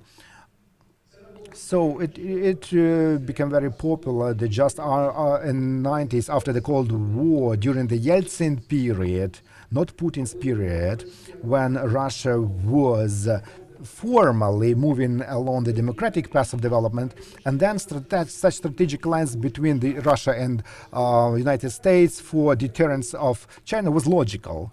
But as we can see now, that Putin's Russia is absolutely different Russia. It's not Yeltsin's Russia. So we can see that they are soulmates. So they are different panels, civilizationally, Russia and China, but they can be called soulmates in the long-term perspective of their tandem and partnership. Just because they have common enemy, United States. Just imagine that United States disappears. So Russia cannot afford that United States disappears as an enemy, because this is a long-lasting Soviet tradition. And for China it's the same. The period between the partnership of United States and China was quite long-lasting. And in this context, what Russia is doing for consolidating energy relations with China, it has illusion that it will tie China. This is illusion. Actually, China will use it in its favor and engage in third parties for example, LNG projects in Arctic, engaging Japan. It makes like a small balance of forces in order to demonstrate that Russia is having kind of multi-vector policy. Actually not. Well, it is aimed at minimizing the resistance on the part of third countries who present serious challenge, who pose serious challenge to Russia, because we understand that Japan is economical might, financial might, and military as well, because all defense forces of Japan is much better than it used to be 20 years ago. So in this case, I think this tandem, it will last for quite a long period of time. But if some events, like in Central Asia, they demonstrated that some partners, they work and cooperate by default, and this cooperation will continue, and the main threat for Western companies and American companies, they will be squeezed out of the Central Asia. We will see that in the nearest future. Thank you. Sergey, please. Sergey Gerasimchuk, Ukrainian Prism NGO. Natalie, you together with Sergey called your research two against all. But I'd like to mention the third party, maybe not explicitly, but it was mentioned. It's Germany, which has special relations with China and with Russia. So Germany played a leading role in the building of Nord Stream 2. And Germany lobbied signing CAI, Comprehensive Agreement of Investments, and well, it was not ratified. Well, Berlin was lobbying that initiative, and from your research, from your communication with the other colleagues from Japan and other states of Asia, so how does it depict itself in your vision of Germany with the background of its special relations with Russia? Well, I'd like to say that German case actually revealed two sides when we talked about states and corporations. Corporations play a huge role in building some political relations. So German case became in last year very illustrious, and in this year too. So in the context of Ukraine, armaments, I won't repeat myself, and Nord Stream, and on the part of Lithuania, for example, which disclosed the fact that in China during autumn, China started putting pressure on Lithuanian companies. So Lithuania relied on small commodity turnout. It won't make a big impact on its country. But China used different factor. It actually exerted pressure on transnational companies which are interested in cooperation with China, and they are presented in China. So mostly this is auto manufacturers from Germany. So Prime Minister of Lithuania asked and actually announced that the pressure from China we can withstand, but we can hardly withstand the pressure from European countries. And also, they always threatened Lithuania that they will withdraw all their production sites from Lithuania, and as a result, Lithuania is trying to mitigate its stance towards China. And so this is one moment, and that. So we looked at Germany, and as for Asian countries. For Asian countries, this case is really remote, and it's not so painful as it is for us, because the level of cooperation and level of trade is not so big. That's why And okay, next. So now let's talk not about Germany, but about European Union. So what I would like to draw your attention to. So Russia and China consider European Union as a weak unity, not so Russia tried to split European Union with the help of business, with the help of personal connections, and China is considering European Union as a sphere of influence, as using their analytical knowledge of European Union. And when China was trying to form 17+1 project, it was trying to understand that there is one thing which can be loyal to China. This project failed because opinions in the countries of Central Asia, they are different, they have different interests. And what maybe is difficult to understand that within the European Union, the cohesiveness and plurality of opinion, and for example, the weight of such countries like Lithuania, the difference in weight of such countries like Lithuania and Germany, it exists. China was trying in this day to play with Lithuania, and in order to win hearts and minds in German government. And when Olaf Scholz took positions, Xi Jinping congratulated him, and on level of personal talks with France, which is heading in the European Union, China invited France to reconsider their relations and to put it into a good way, productive way, in order to have it with relation to China. Yes, thank you, Natalie. And maybe one or two questions. Yeah, couple of questions. Mr. Vasilak, a brief question to our Japanese colleagues. We're talking about the hybrid threats. So the leverage that China has in Asia is different. I mean, access to their market in Russia. This is something that Russia cannot use in the region.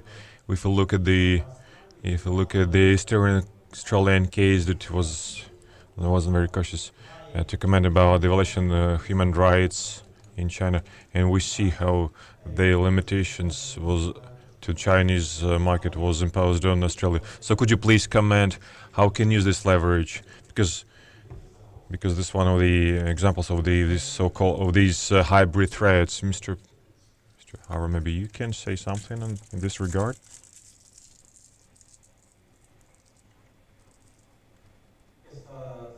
Дякую. Sorry?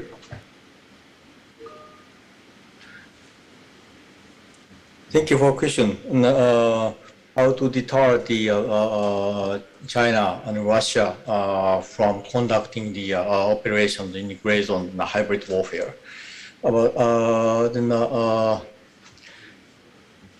At first, the China and Russia cannot share the national goal, so their cooperation, military cooperation, will be limited.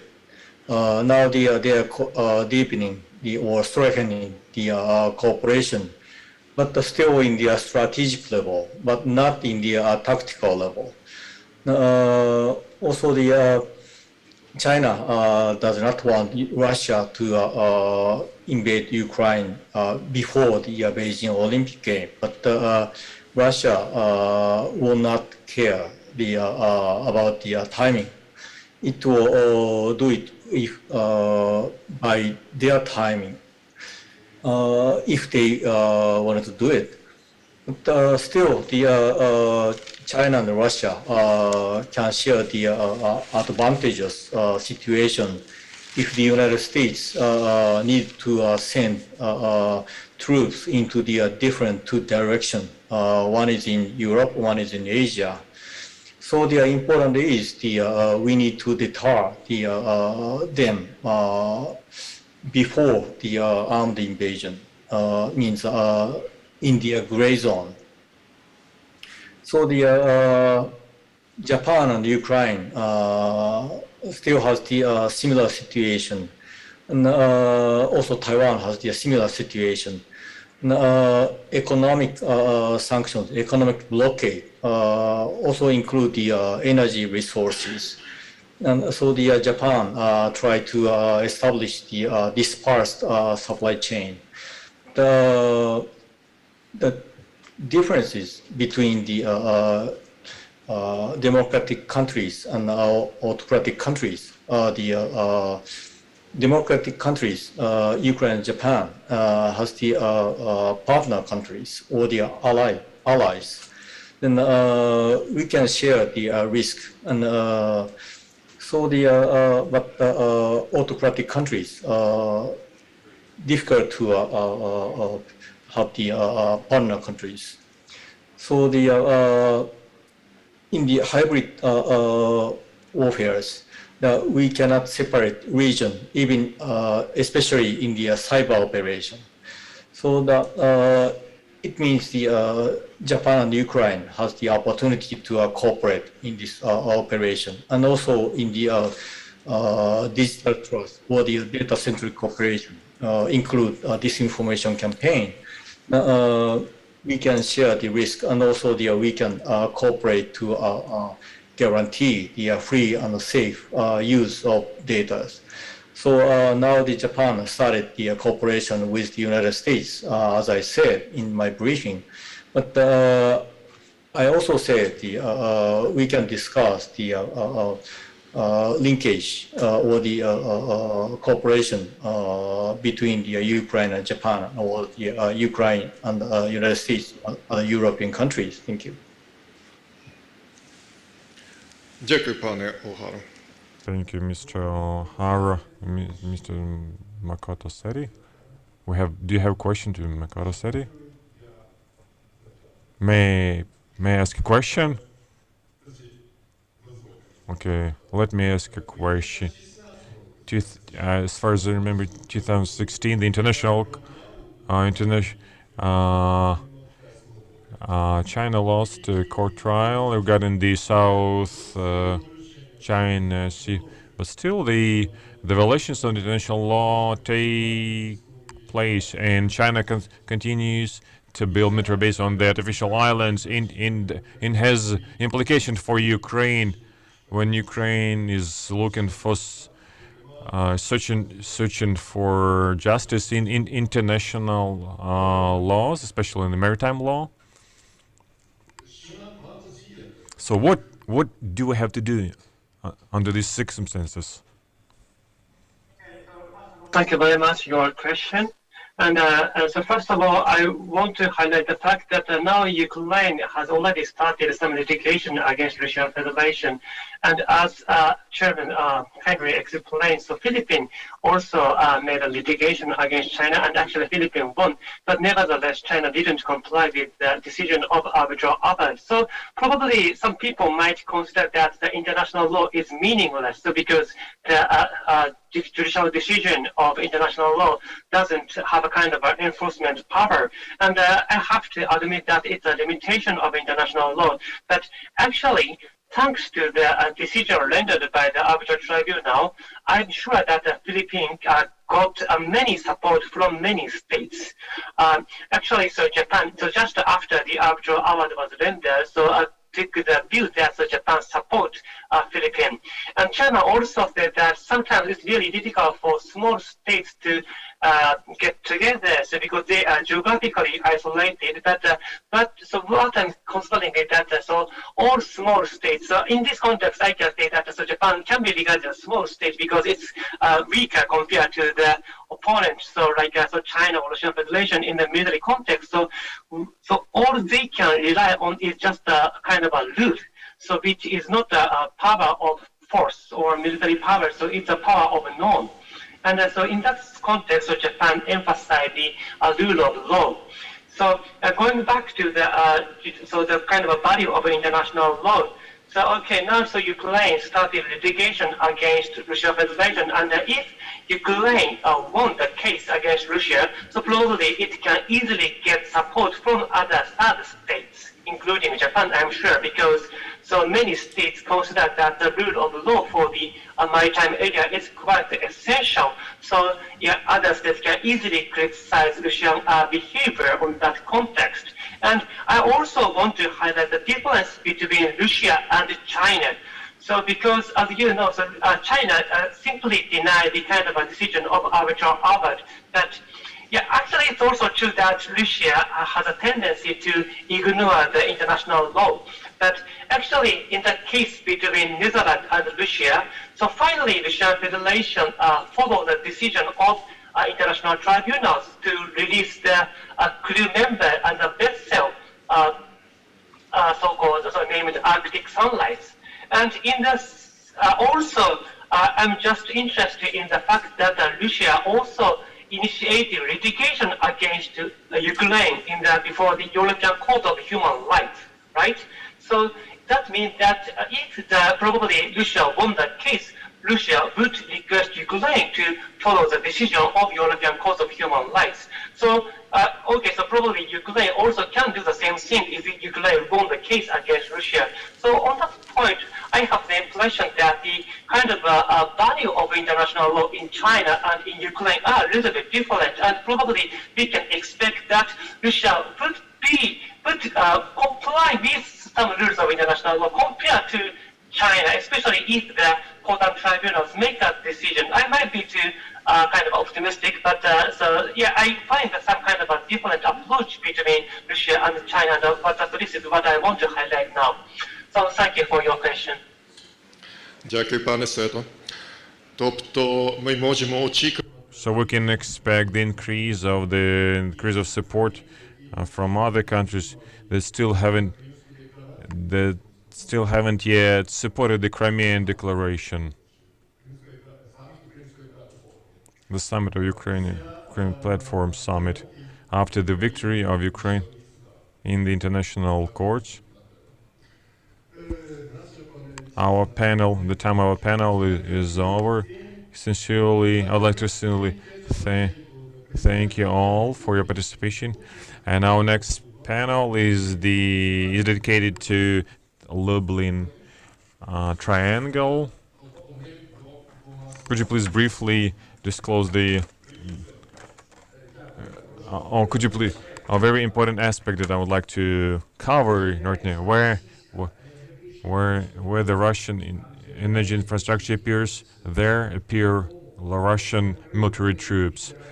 So when I say the Arctic projects of Russia will develop, it will be a legal pretext for to strengthen Russia's troops, not in Antarctic, but in Far East and Pacific. So Russia do not expect any threat from China. The troops that have been transferred to the Ukrainian border, so many of them are from East. Marine Corps from Pacific, multi-purpose aircraft squads, several brigades, army brigades. So everything was transferred from Far East to the West, to the Ukrainian border. So you have to pay attention to this fact. So in addition to Djibouti military base, the Pentagon have many restrictions regarding many other deep sea seaports that are created in a sort of a necklace where China prepares infrastructure for logistical centers. But Pentagon is afraid that they could be used as a military infrastructure for Chinese Navy. And the size of the Chinese Navy is almost as big as that of American one. So we have one more panel, and the discussion is going to be very interesting. So let me announce the coffee break.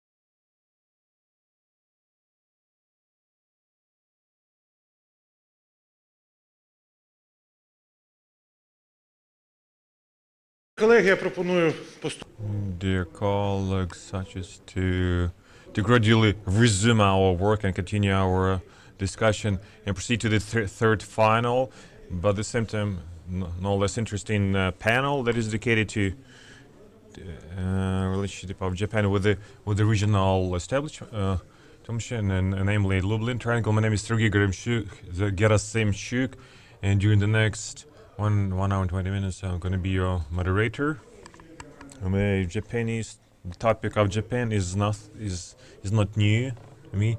It's very interesting. We took part with my colleagues, including the New Europe Center, in developing the Asian strategy, where the Japanese was raised together with the Ukraine Institute. And last year we made a survey about the Japanese perception of Ukraine and Japanese. And so the topic of Lublin Triangle is quite familiar to me, and I would like to announce that in the end of the winter and beginning of spring, we plan to conduct an expert forum of the Lublin Triangle. Let me speak briefly about the rules of the game.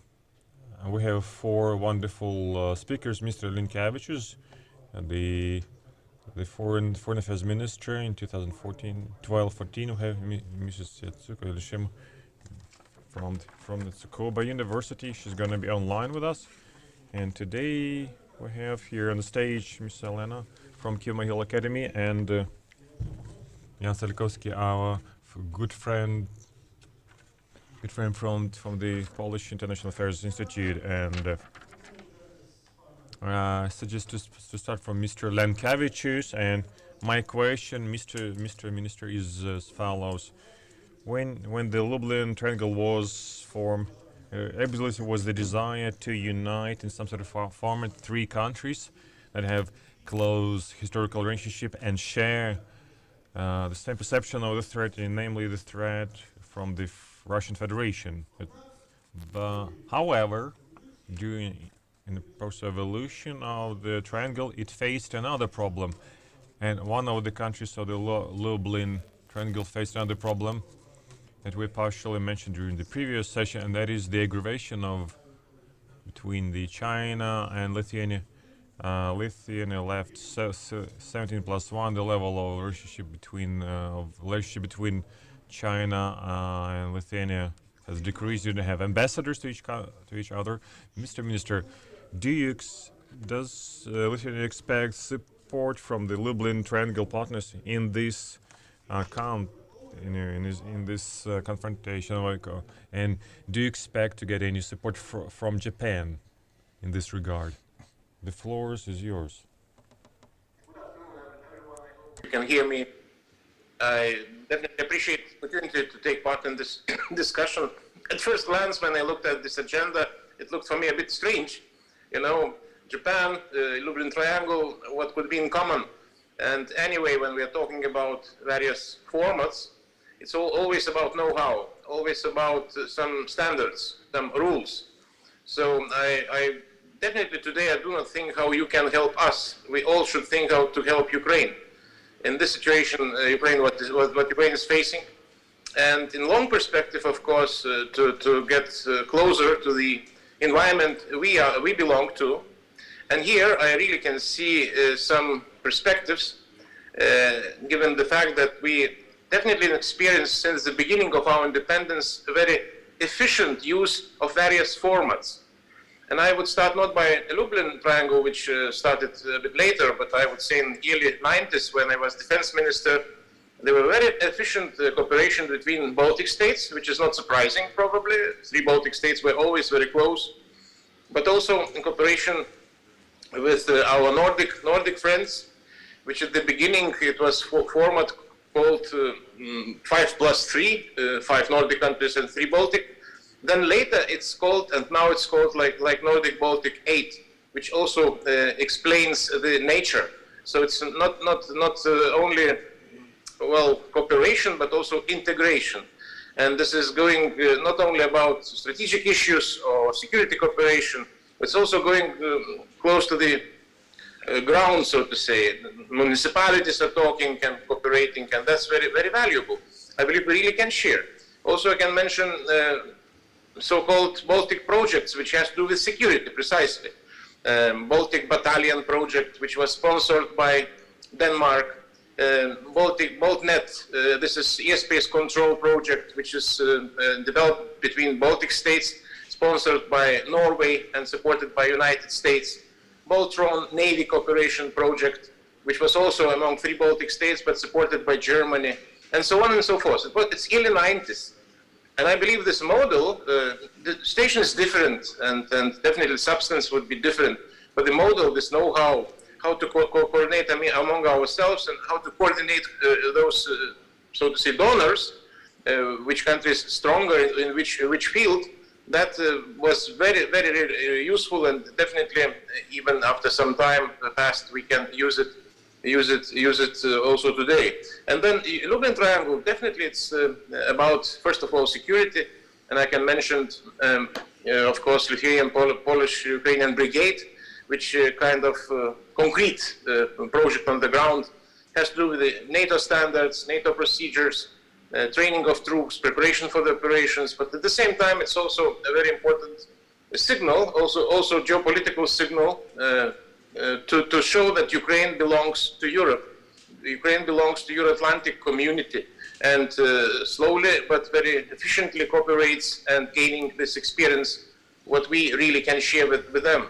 I hope we will be able to expand this wider to the fields of economy, education, whatever needed, just to make sure that this old good days spirit of Grand Duchy of Lithuania, where we really were able to be in the same entity, and that was forgotten definitely, but not deleted from our history.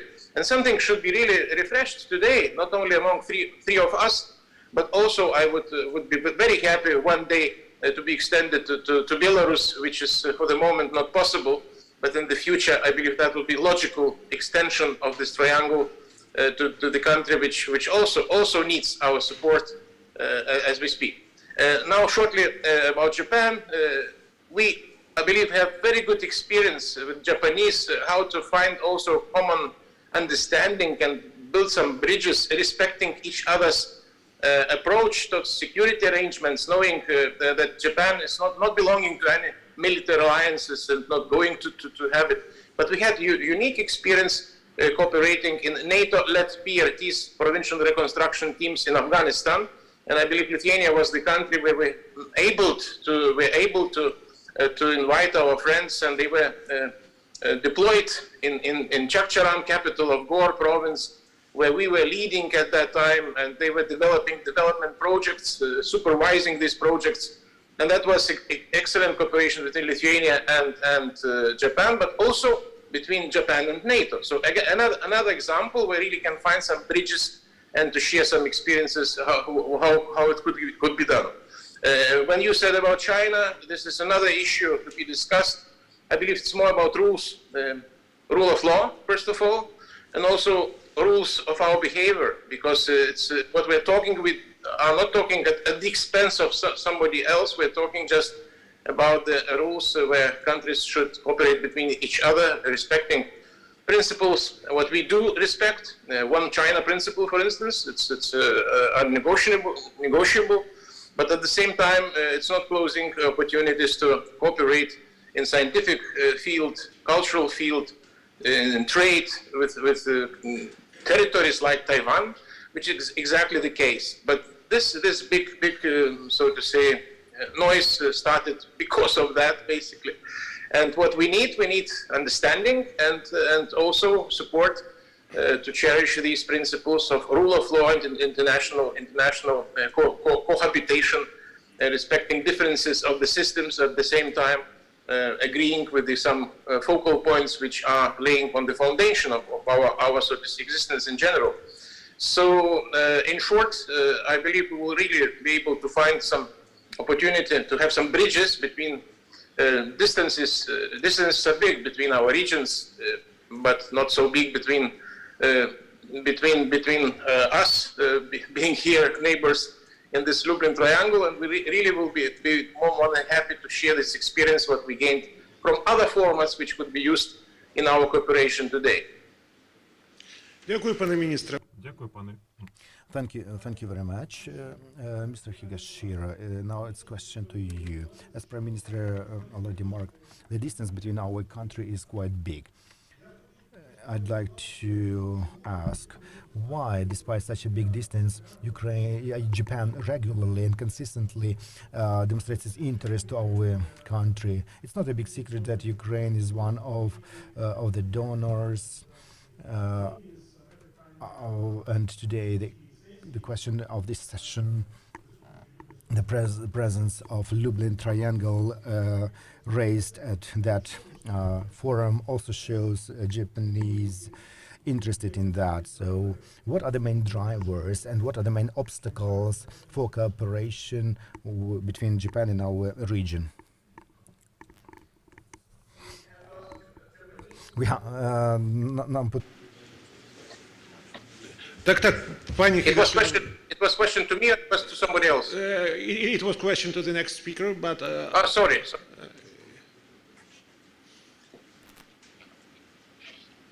Okay, so is it possible for me to start? Thank you. Yeah, sure. Thank you. Hello, thank you very much for having me today. Do you hear me well? Yes. Thank you. And hello, once again, my name is Atsuko Higashino, and I'm basically working for the EU's external relationship. So I'm particularly interested in the relationship between EU and Ukraine, how Japan can get into it. And at the same time, I have a very deep interest vis-a-vis Central and Eastern European countries as well. So recently, I've been covering the relationship between Central and Eastern European countries, including, of course, Poland and Lithuania, with China as well. So, the Minister Linkevičius started with the sort of the perplexed response to what Japan has got to Lublin Triangle, got to do with it. So just to explain the background, it was like 1 year ago, and I myself mentioned that we should really consider asking Lublin colleagues to join Japan to form a Lublin +1 format, because we had Visegrad 4 and Baltic-Japan relation in mind, and I thought that it was a brilliant idea to ask the Lublin colleagues, including, of course, Lithuania, Poland, and Ukraine, to have Japan in the institutionalized framework of cooperation and dialogue. So I told you that let's get Japan involved. So why don't we expand the great experience of V4+1 and Baltic Japan nation to Lublin to have Lublin +1. So that's the background basically. So I was very, very serious about this idea, and I'm very happy to see that today the Europe Center kindly hosted this panel to discuss in more details about the potentials of the Lublin +1. And I believe that it is not only me who found that Lublin +1 idea is really interesting, but also my Ukrainian colleagues and probably colleagues from Central and Eastern European countries. So that it's worth thinking about. So I think this is this is to explore the external utilization of the Lublin Triangle, which has been already very, very useful and very active. So I'm looking forward to have a very fruitful argument. But before I start, let me start with the explaining some background here in Japan. In particular, how has Japan's position towards Central and Eastern European countries, including Poland and Lithuania, and how has Japan's position towards Eastern European countries, including, of course, our Ukraine, has changed or have not changed? So I would like to touch upon the institutional side and interest of wider publics in Japan concerning Central and Eastern European countries and Eastern European countries. Okay, so let me start with the institutional side. So I, of course, focus on Visegrad 4 and Baltic countries. So we have experienced two sets of very important dialogue. Visegrad 4+1, which was established in 2003 to 4, and Japan-Baltic Cooperation Dialogue, which has been established in 2018. So in terms of pre-food diplomacy of Japan, yes, it is not so visible as it should be to the eyes of ordinary Japanese people, but I consider it as a sound and robust example of successful dialogue between Japan and a certain group of European countries. As for the B4+1, 2 rounds of summit meetings, 7 rounds of ministers of foreign affairs meetings, and numerous thematic conferences and workshops covering the topics such as migration, cybersecurity, Brexit, science and technology. It has been held between Japan and the B4 countries very frequently. The consultation and cooperation between B4 and Japan across various sectors has been described very proudly by Ministry of Foreign Affairs of Japan as multi-layered diplomacy towards Europe. So I can see that MOSFA is already very happy about the outcome of the B4+1. The same can be said as for in Japan-Baltic dialogue. Here, I would like to emphasize on the robust and institutionalized academic exchange between Japan and Baltic countries. Yes, indeed, it was 2018, so it was like 3 or 4 years ago that the cooperation dialogue was formally launched. But even before that, thanks to Waseda University, for example, we had a series of substantial dialogue between the two sides. And I think, really, it has been very, very fruitful. And it is interesting to mention that we have B4+1, we have Baltic-Japan dialogue, but we don't really have the dialogue with any other European groups. We don't, for example, have a dialogue with E3, even though we do consider that they are big European countries are traditionally important for Japanese diplomacy. E3 means, of course, Germany, France, and United Kingdom. We don't really have that sort of framework, E3+1, or we don't really even have dialogue with Mediterranean countries such as Spain and Portugal, for example. We don't really have Nordic dialogue +1, including, for example, Sweden and Finland, etc. We don't have any, but we have B4+1, and we have Baltic-Japan cooperation dialogue. So I think that is really outstanding. Okay, let's just move on to the interest of wider publics in Japan concerning Central and Eastern European countries and Eastern European countries. And let me start with the Central and Eastern European countries. In Japan at this moment, the overall interest towards Central and Eastern European countries is absolutely rising. And this is probably because of the dynamic development in terms of Central and Eastern European countries and China relationship, and also Central and Eastern European countries and Taiwan relationship. More frequently than ever, my Central and Eastern European colleagues appeared on the Japanese media to explain how the relationship between China and Central and Eastern European countries are changing, and what a recent visit, for example, by the Taiwanese delegation and diplomats to the Central and Eastern European countries mean. And of course, I speak to newspapers and TV programs about how the troubled relationship between Lithuania and China concerning its Taiwanese delegation are going. So it is, of course, very welcoming movement that we Japanese are actively asking you experts from Central and Eastern European countries to learn more about the recent developments. And I often consider that what we are witnessing at this moment is a very fascinating change regarding how we Japanese started to listen to European voices. Because it is no exaggeration that maybe for too long time, we Japanese tend to hear exclusively the voices of large European countries like UK, France, and Germany, even for the issue of how European countries see China.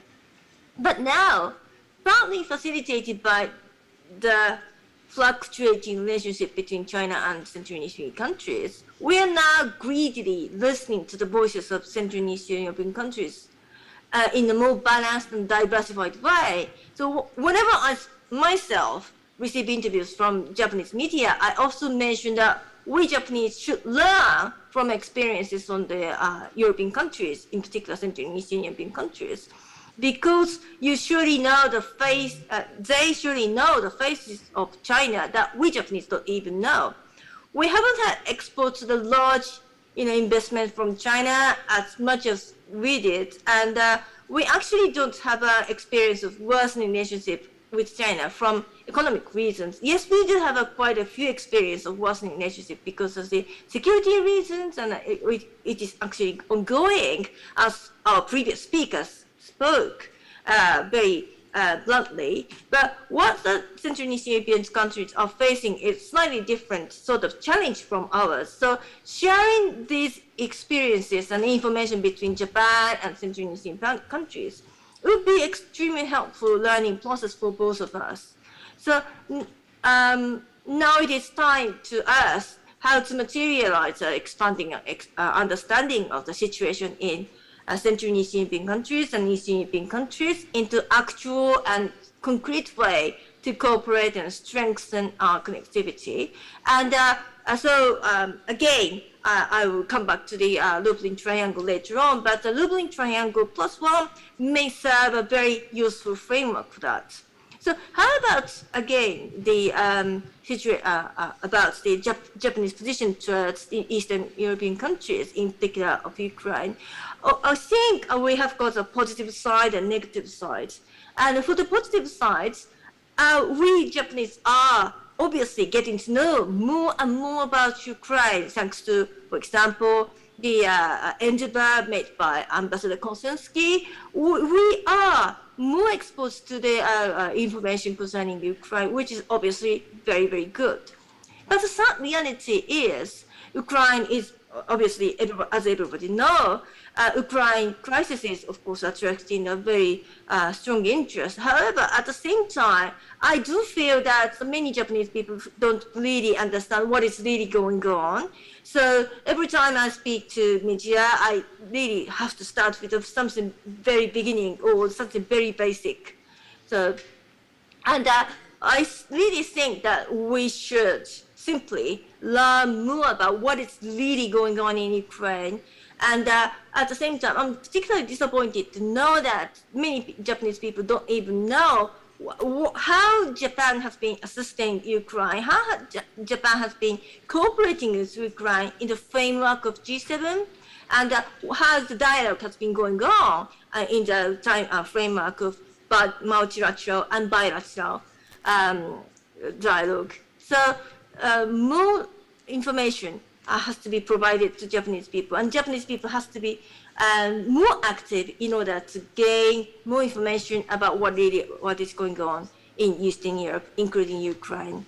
So this is that. So the situation is like this. So how can we getting into, as I started, as I mentioned in the starting points, how we can get into the already very active Lublin Triangle? Is there any way that we can get into, or is there any room for us to get into? Okay, Lublin Triangle has got a very strong solidarity at the time of the Belarus crisis, Belarus migration crisis, which was really acute, like a few months ago.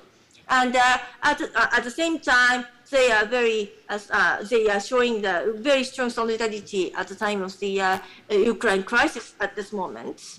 And just as Minister Linkevicius said previously, it has got a very strong aspect in terms of security. And also it has got a very good record in terms of the defense cooperation already. So how Japan can get into this, and in what way? So obviously the very important aspect here is the security dialogue, taking account of the very serious situation in Ukraine. But at the same time, in order for Japan to get actively into the European +1 framework in terms of security issues, Japan has to be more and more active in terms of the solution of the Ukraine crisis. Is Japan acting in that way? I don't really think so. I think, in my view, sorry if I may sound very sarcastic, but Japanese government seems to be very willing to erase its own existence in the front of this serious crisis, which is, of course, very, very disappointing. So, but just because of that, Japan should be really asking our European colleagues about what is really going on and what's their takes about that, and asking for their opinion and information about it is already very useful for Japanese normal publics. And but my small regret is that we should have formed European +1 framework in much earlier time, in peaceful time. And we should have launched for the institutionalization of such dialogue much long before, so that we can, utilize this at a time of crisis like this. And now Japan is pretty much backward looking in terms of the economic sanctions, for example. But I do suspect that if Japan is really, Japanese government actually is really willing to getting into the dialogue with in terms of the Lublin Triangle, I myself consider that it should be, but I'm not really sure about the government position of the government. And at the same time, it is really useful for Japanese side to ask our Lublin colleagues to have a talk concerning China, of course, which is, of course, just being obvious from the previous panels, because we concentrated our talks kind of the story of China. But of course, we are really willing to listen to what is really going on from Lithuania directly, and if we can utilize this framework of the Triangle, that is, of course, absolutely very, very informative and precious for Japan as well. And I consider that Japanese government is also eager to listen to our Polish and Ukrainian colleagues about how they consider about China, how their relationship with China is really going on. But I think it is kind of asymmetric that Japan is really bringing in Chinese issue and Lublin colleagues are bringing in Russian issue. That is not the type of dialogue which is really ideal. So so I think I'm speaking too long. So I may have to jump into my conclusion, but the institutionalization, if at all possible, of the Lublin +1 framework may take time, and I think we really need to take that in mind, because the formation of Visegrad Group is 1991, and the V4+1 was actually started in 2003 and 4. And of course, without saying, Baltic countries has got a long tradition of cooperation and dialogue among themselves, but Japan dialogue, cooperation dialogue became fully institutionalized in 2018, as I mentioned. So the formation of the very successful regional cooperation and how Japan can get into it can have a very wide time lag between them. But we shouldn't be discouraged by that. So in order to have this materialized, we really need to have a very constant dialogue, even though it is not institutionalized as +1 as such. But the intense dialogue can only lead to that sort of institutionalization. And in order to do that, we really do need to do the true track in a very substantial way. For that, I think we can draw an example of Japan-Baltic dialogue, because it has got a very rich experience of expert meetings. And just as Minister Irinkevičius mentioned, we really need to diversify the area that we talk about. For example, science and research, etc., not necessarily focused too much on security. And also, I suggest that the economic statecraft and also disinformation issue is a really important area of cooperation between developing countries and Japan. And also, the very thorough dissemination of such a two-track approach and the result of the consultation has to be done so that Japanese public can know more about what is really going on, the Roebling Triangle, and how Japan can get into it. So thank you so much for listening. Sorry to talk too long. Thank you very much for sharing your insight. Дякую, що Very much for your interest in the region, and thanks a lot for being the ambassador of the region to Japan and explaining the region to the Japanese society. Thanks a lot. І далі ми переходимо до нашої наступної спікерки, пані. We proceed to another speaker. In one of our your publications back in 2017, you complained that relationship between Ukraine and China and Ukrainian and Chinese relationship are almost non-existent. A lot has changed ever since. So China, except for European Union, is our main economic partner, and Japan pays more and more attention to Ukraine and developing their mutual relationship. So what are the changes that took place since that, and is there any added value to this change? We all see that starting 2017, a lot has changed, both worldwide and in Ukraine. And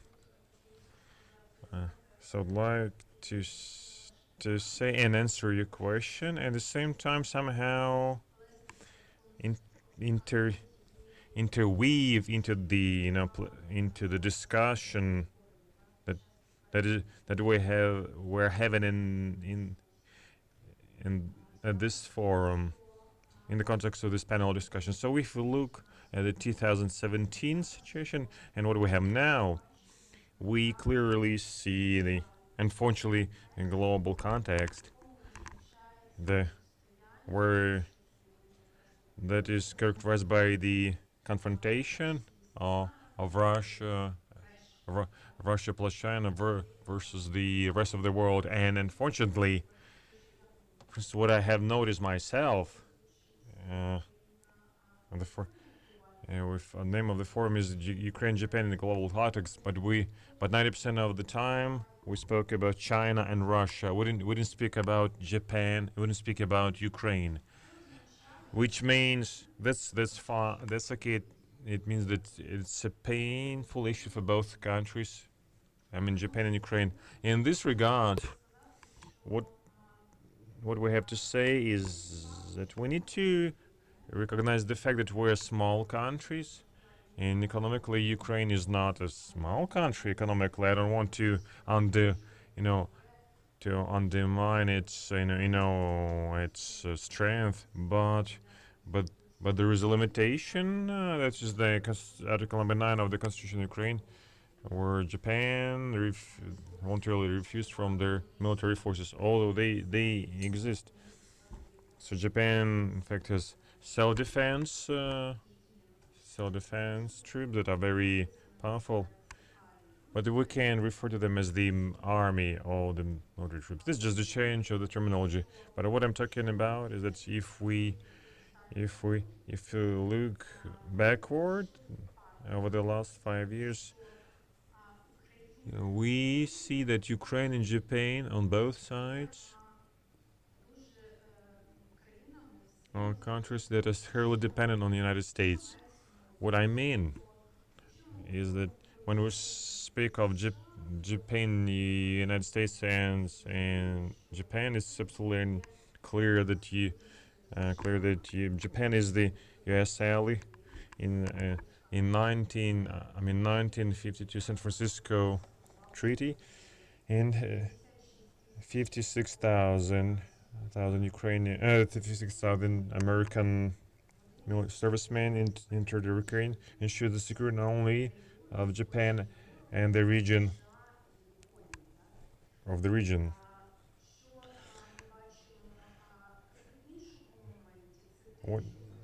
And Mr. Matsuda mentioned in his presentation or his speech that we need wisdom. We need wisdom, and I totally agree with him. Is that Japan is in a very tough security situation, because there is China, there is Russian Federation, and there is North Korea that we didn't mention, but it's still there, and there are huge risks. And Japan. So someone said that you Japanese experts are more, reserved in their opinions, but because there are many risks for the island country of Japan,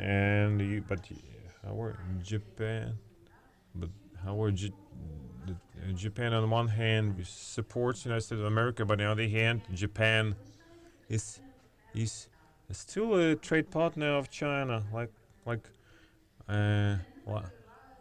so Japan doesn't stop any dialogue or any sort of dialogue with China. So Japan is not trying Japan is trying to avoid a situation when they have no room for maneuver, and Japan is trying to develop friendship with Russia Federation, and mentioned by Mr. Hirano as well, because Japan is maneuvering in case of country Japan. It's a necessity, regardless of the United States of America, and regardless of the security treaty that guarantees the security of Japan by United States of America. And if we look at Ukraine, what happened here over the last 5 years, the situation has significantly changed. And of course, we have obvious deepening of the relationship with Japan, and Japan was the country that suggested cooperation in cybersecurity area. And then there was another initiative, a defense initiative, and there was an initiative to communicate between ministry and establishing memorandum of cooperation between two defense ministries. That was Japanese vision. It was Japanese initiative in 2017. We can't say that Ukraine, at the same time we can't say that Ukraine has suggested some great initiative, since we can't say that. And speaking of China, when we look at China, we observe the Chinese and Russian cooperation. Another trend is Ukraine is on the American side, or maybe the United States is on the side of Ukraine. But we're in the same camp, I could say, and we clearly understand we're supported by the United States of America in this very difficult situation that is taking place over the last 2 weeks. My friends that live in Japan, they writing me and asking me if you're okay. Maybe you should evacuate. People, not just diplomats. And I'm writing them that everything is fine. So it means that there is a lack information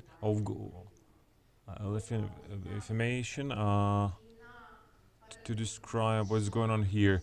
So the paradigm of United States and Russia, we're one of the planes or edges of this war, and sometimes we're restrained from saying that we're subject to foreign international policy, and we cannot say what's going on here. So if you speak about the recent trends, since we're in the hot phase of the conflict with Russia, or maybe not with Russia, because we speak here about the hybrid wars, and it's not really understood who is fighting with whom. I mean, it's not. It's few people understand what's really going on, and this is the reason it poses a threat that one of the parties in the cloak may lack, guts, and maybe nerves to withstand. So it's very so Ukraine should adequately provide adequate informational feedback about what's going on here. Another point is that speaking about the Motor Siege scandal, show that Ukraine is not a subject, and China doesn't treat Ukraine as a subject with whom they can have negotiations. And the many articles were written that United States, America are seen behind Ukraine. I don't want to speak. I don't want to get into details of the scandal. But the main aspect is that we Ukraine, as in terms of diplomacy, and we are a small country, we lack resources. But our Ministry of Foreign Affairs should prioritize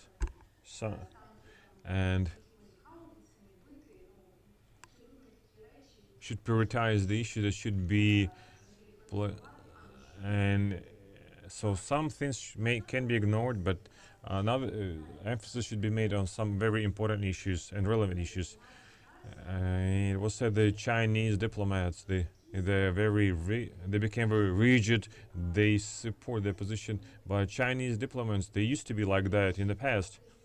But in the past, they were instruction by Xi Jinping not to show their to maintain low profile and not to show their real strength, but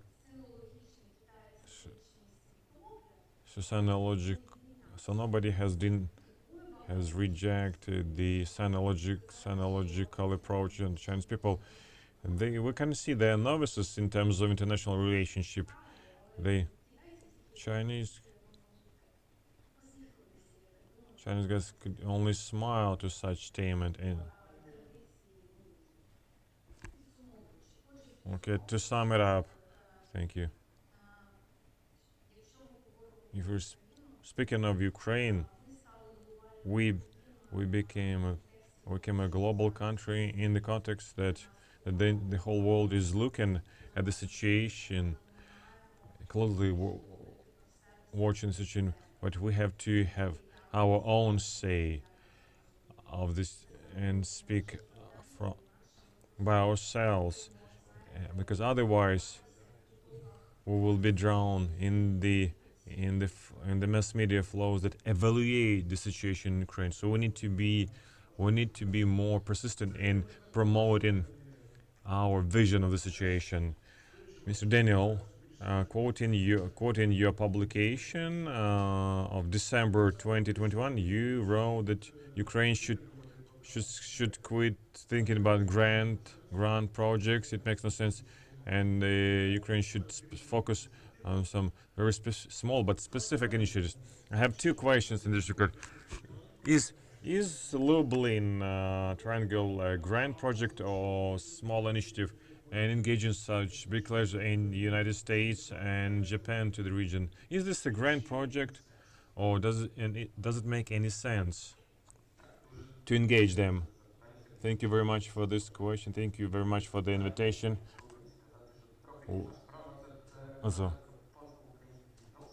So one thing is to speak about the Ukraine-Japanese relationship. Another thing is the triangle, Lublin Triangle. So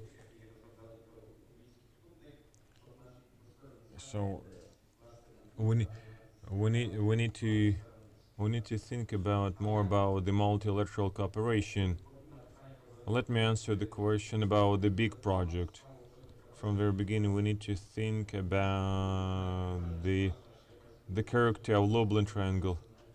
Looks like our Japanese friends have more understanding of the Lublin Triangle than some people in Poland. So what are the goals of this triangle? It's no secret. The interest of the countries in not all the interests of the parties of the triangle coincide. We can use the example of Ukraine, Japan, and Lithuania or China. But so if we can come to a conclusion that Lublin Triangle is the form of regional cooperation. So as soon as we have regional cooperation, then we can think of Lublin Triangle going global. But it's too early for now. And so on hand, on the other hand, to make Lublin Triangle more viable, it should be institutionalized to make it independent on the political will of presidents, prime ministers, ministers, etc. So regardless of the change of the political establishment, the triangle should exist, and we need to build branding of the triangle. And I'm not talking about the mutual events involving our political establishment, but I mean also the political economical cooperation. Cooperation as part of the involvement international foreign institutions. So what do we want? What do we need in terms of economical investments? We can go to Japan and say, give us some money. No, yeah, it's one of the example. I can give one example, and namely Chinese investment in the region. So, the Chinese enterprises should build their facilities in Europe, in Poland, etc. But this is not the very. It's not a good deal for Hungary. This is a huge project that we don't need a huge project like that. And third point is about huge progress. We need to think whether the Lublin Triangle is the form that could be interesting for others.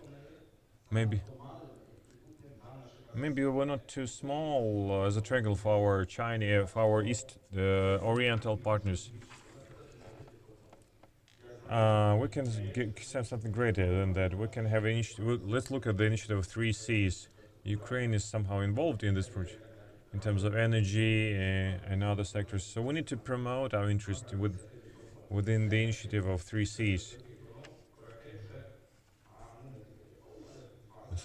So both in Europe and in Asia, they are aware about this initiative. So the process has started. Also, we have to keep in mind that when we develop our triangle, so from Japanese side, it's very important to have to keep what influence we can have on the decisions made in Brussels, because the most important decisions are made in Brussels when it comes to economic domain, and of course the tension that we have between Warsaw and Brussels doesn't help us, but at the same time, a German position towards China doesn't help us as well. So we need to. It doesn't help a lot. But on the other hand, Japan should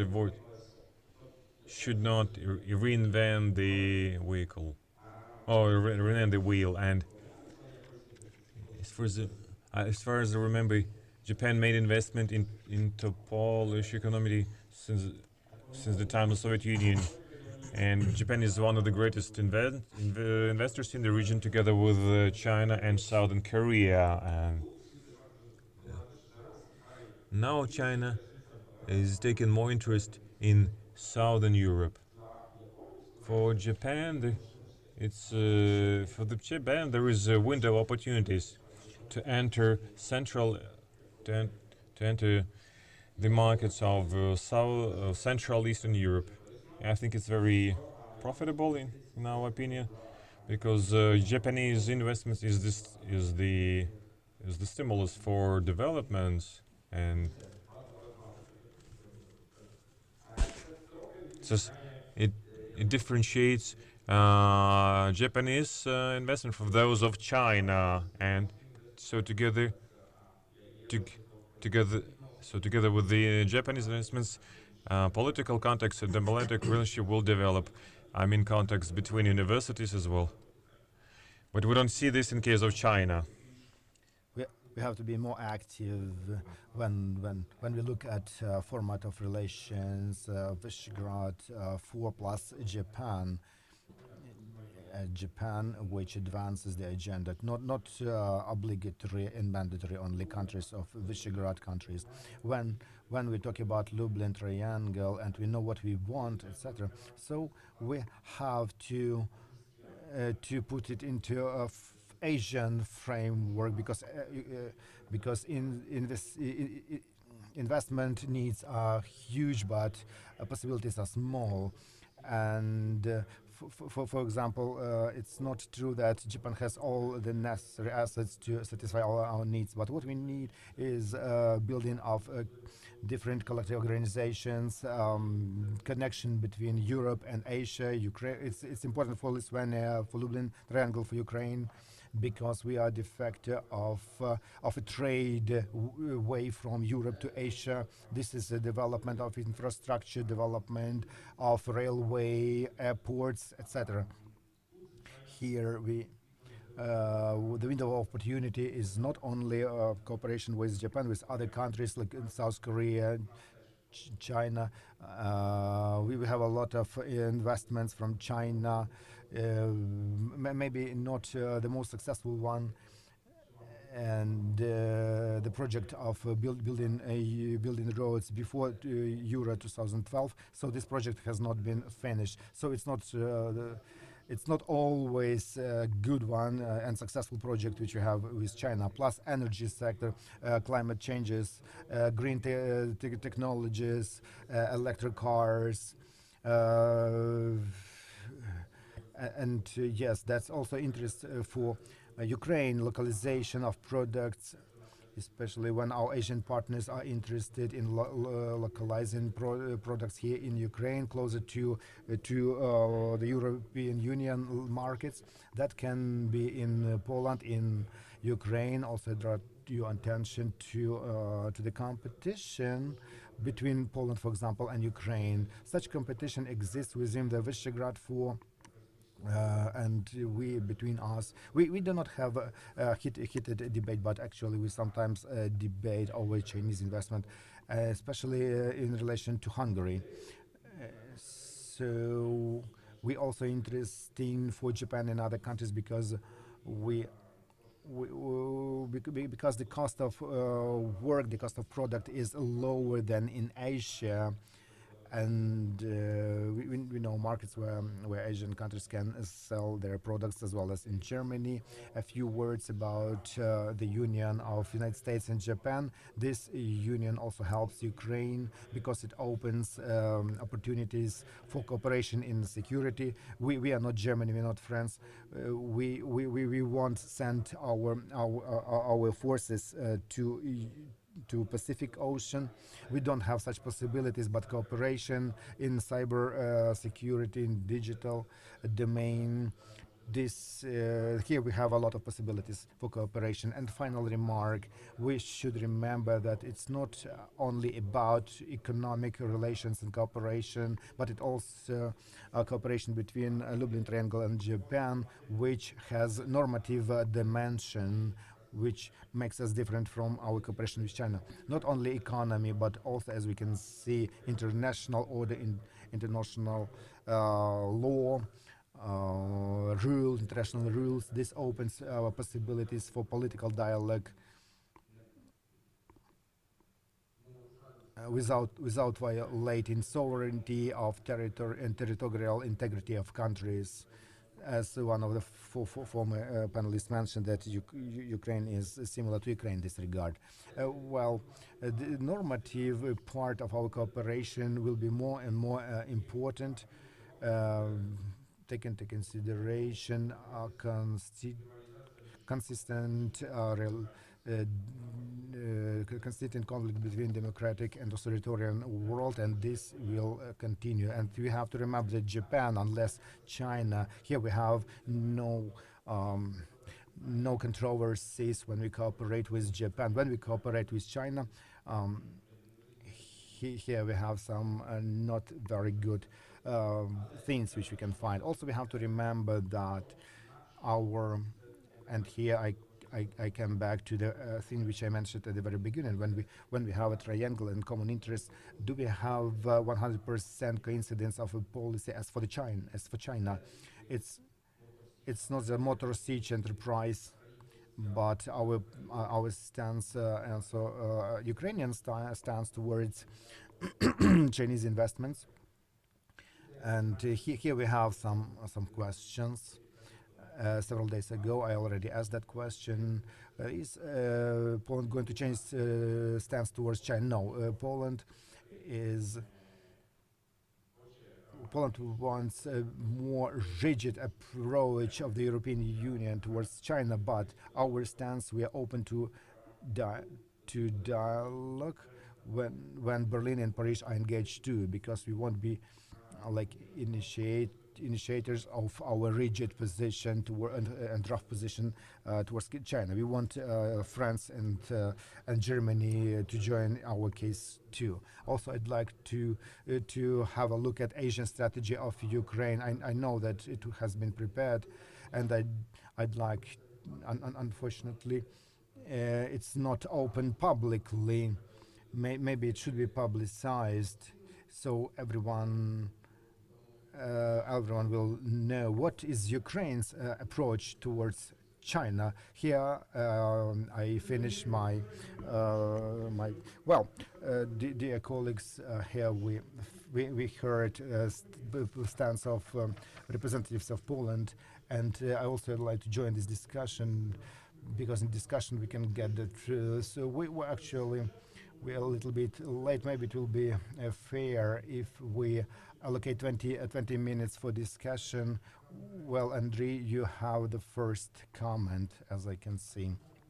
Thank you very much. Well, I just was the first to raise my hand. Well, furthermore, at 90% we are talking about Russian Federation and Chinese People's Republic. So that's our topic of our meeting, Ukraine and Japan in regional and global context. So China and Russia are between and regional. How each of us, Ukraine and Japan, is treating biggest challenges.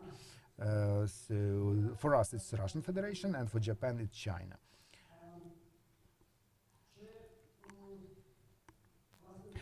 So this forum has to teach us to understand how each of the sides sees opportunities for Ukraine and Japan, somehow to cooperate, not only to speak about the importance of relations, and Japan is quite prosperous economically. This process, I believe, is going on, and there are a lot of young researchers whom I see around in the audience. Among participants, also it is important that both panelists mentioned Motor Siege enterprise. It seems that it's an example of greediness when there is a lack of state in this thing. So it's not a problem of Ukrainian-American relations. Americans are saving us from our own stateless and greediness. Why do they do that? Unfortunately, we don't do that ourselves. That is the other issue. And now I'd like to switch to the third point. here I have a book which is named Disintegration of Russia. This is a book which has been presented at other event today, which is going in parallel with us, yes. And so we are here and there because Russia is also here and there. So I'd like to give this book to Japanese representatives of Japanese embassy, so they should know that in Ukraine there is a good expertise on Russia. Maybe it just is wishful thinking, but this is so. The name of the book is really good and promising, and it contains interesting information. And finalizing my speech, it is interesting that Japan is engaged to such important forums as Visegrad and Baltic states, and unfortunately Ukraine is not engaged into similar things which go around Japan. And again, it's our problem. Like Japan was engaged into Guam, and on our part we could do nothing with that Guam organization, and we couldn't use the interest of Japan to that organization Guam. And I hope that on this particular stage, especially after 2014 events and modern events, when people more and more understand threats and challenges in Ukrainian civic society, and there is an understanding that Lublin Triangle is additional possibility and opportunity. Guam we missed, and maybe we can use Lublin Triangle. So we will definitely use, and the Polish side wants us to use that. So I believe that Japan will also join, and it will be like 3+1. Thank you, Andriy. Are there any other questions from the audience? Maybe comments, maybe remarks to our speakers? Well, I don't see any. And to complete, I will ask one more question to each of the speakers. And please ask as briefly as possible, but at the same time substantially. So the question: what should be the priority, the main priority, the first priority in the relation of Europe and Lublin Triangle plus Japan? Let's start with Mr. Lenkevicius. And thank you. It was interesting to listen. But what's coming to my mind, that it would agree with me, really many formats in the world, and in the continent as well, and they are overlapping, and it's time consumption, and the same people are engaged, and usually we should look for added value. That means we have to define ourselves, first of all, our priorities. And this Lublin Triangle organization or community is a bit young, I would say. It's just started. And it's made too early to go so widely outreach. We have to define ourselves, who we are, what we would like to achieve. And here, when we would define our priorities ourselves, then we can really get interest of countries like Japan, because Japan is really a superpower, global power, and to get interest of Japan, that would be extremely valuable, being bilaterally or regionally. And I remember, again, recalling our Nordic-Baltic, so to say, format. I remember when Japan required, so to say, meetings in this format on the level of ministers. That was extremely important, and our task is to make it as regular as possible. So political interest was there, and it should be kept. So in our case, I believe the most smart way to proceed would be to define this soft power approach. Although we need political support, definitely, especially Ukraine needs support globally, and withstanding all this aggression from Russia, what is coming on, and I believe this is exactly about rule of law internationally, and powers like Japan nationally, and also as a member of G7, really can have a voice. So maybe we can use through Japan, also through Canada, I would mention, which is very active supporter of Ukraine, to somehow to really encourage this voice of G7 in moderating what is happening in the region, and maybe definitely somehow deterring this threat which is coming, as we can feel almost every day. So maybe would be the aspect where we can really count on Japan. And also, I would say the soft power or economic cooperation, education, regional cooperation, to define ourselves, first of all, what we'd like to achieve, and then to come up to our friends in Japan to ask their cooperation and understanding. That would be the way to go. And I believe we shouldn't jump over natural steps or stages of our development, and to be ambitious, definitely, but at the same time realistic, for the reasons just I mentioned. So that would be my comment. Thank you very much. And next, same question basically to the next speaker. Ms. Higashina, how does it look? What do you think about the top priority in our bilateral cooperation between the Triangle and Japan? Just top one. Thank you so much for a very good question, and what is really important. And from the speakers from this panel, I hear several voices that the Lublin Triangle is still very young, and it's too early to go global. And I kind of agree with that. But let me play devil's advocate. So when do you think that this framework is getting mature? When do you think that it is old enough to have a dialogue with external countries? I don't really think that can be a consensus that, yes, Lublin Triangle is mature enough to go abroad. So why don't we start now? So this is my point of devil's advocate. So I know that, just as Minister said, there's so many multilateral, bilateral, so this and that sort of framework, and it's getting really complicated. But using every single this sort of opportunity is already very important for outsider like Japan. Okay, so and Lublin Triangle, just because it is very young, just because it is very fresh, and just because it includes a country, Ukraine, which is outside the European Union, I think we do need this sort of dialogue as well. So the priority, when we speak about priority, so I was trying to say that like economic statecraft, disinformation, and also security, but listening to our colleagues' opinion that it is just too early. So my priority is not the policy area, but my priority, I would say, that it is to start the dialogue as soon as possible and try to systematically institutionalize it as soon as possible, because we need to really change our mind that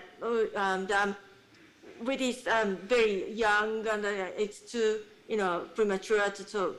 Because we admire the way that you conduct cooperation. You have a very long history of conducting cooperation. So I think, even though you consider that it is too young and too, it's just experienced just a short period of time, you have got an expertise. So I think it is really important for you to actively go outside, even though many of you consider that it is a little bit too early. So that's my plea, but that's my suggestions. Thank you. Thank you very much. Даніель, тоді прошу вдвічі коротше, але відповісти на два питання. Що має бути то пріоритетом, і коли ми станемо, як Люблінський трикутник, достатньо дорослими, щоб піти go global? No dobra, mені здається, що ми вже швидко можемо go global, коли тільки буде інституціоналізація трикутника. Ну, через декілька місяців, скажу. Взагалі, мені здається, що якраз коли ти молодший, ти більш активний, ти більше можеш. Я молодий, тому я це підтримую. І так як сказав Жозеп Борель декілька днів тому. Так? Чому переглянути умови Хельсінського акту 75-го року? Тому що він старенький.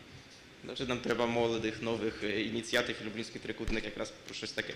І що має бути пріоритетом в рамках співпраці трикутника з Японією? Мені здається, що, коли я скажу інвестиції, це банально. Мені здається, що якісні інвестиції, тобто quality investment. Японія просуває щось таке, як quality infrastructure, якісну інфраструктуру. І мені здається, щось таке, чого нам треба тут якраз шукати. Тобто зараз великий, ширший тренд глобальний шукати якості. Це якісна інфраструктура, це якісна енергетика і так далі. У нас багато різного дешевого в регіоні вже було, нам зараз треба шукати чогось кращого, sustainable, jaki буде. Now is seeking something qualitative and qualitative investments that what we have to advance within the framework of our cooperation with Japan. Thank you. And summing up, Olena, from Ukrainian point of view, what is the priority first in order for that triangle to work? We have to have resources and desire, as Pani Hirashi mentioned. Initiative is quite young. Institutionalization has not finished, and what we can talk about. But well, Mr. Daniel didn't mention about bilateral relations, but how can we skip Lublin Triangle, not mentioning bilateral relations? I'm just going to touch upon it without getting into meticulous details. So actually it will come to that. Or we can start talking about Lublin Triangle is a project which is together with Japan. Then we leave everything as it is on the same level. And if we go one level higher, there we can talk about infrastructure projects. And after that to get into more details. So like going from top to down. And it can be one of the events of that initiative. So listen, should be. So they need they need to have not only the mutual or joint brigade, but it has to be content to develop as the triangle itself. Do you know what's the difference?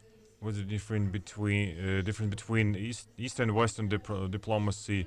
So regardless of if there is any problem in the relationship or the issues that have to be resolved,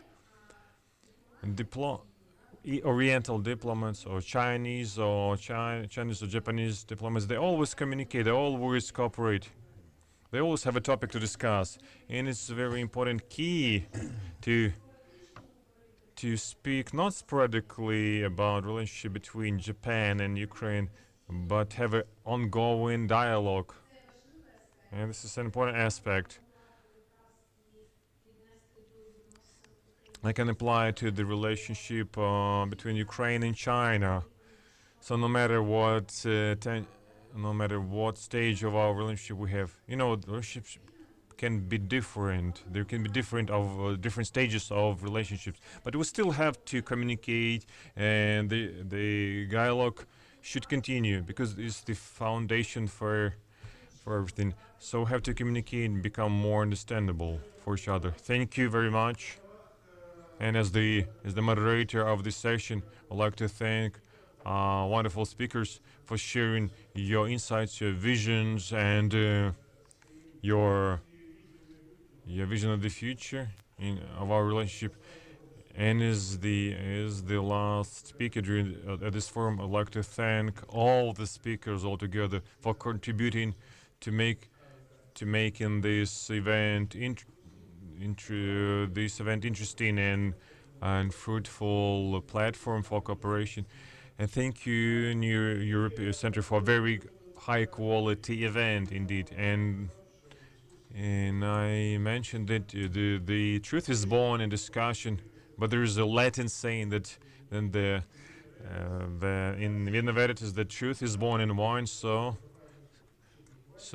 therefore, I would like to invite all the participants to start informal communication, and all of us have made their best to make this event fruitful and interesting. Thank you very much for your time and attention.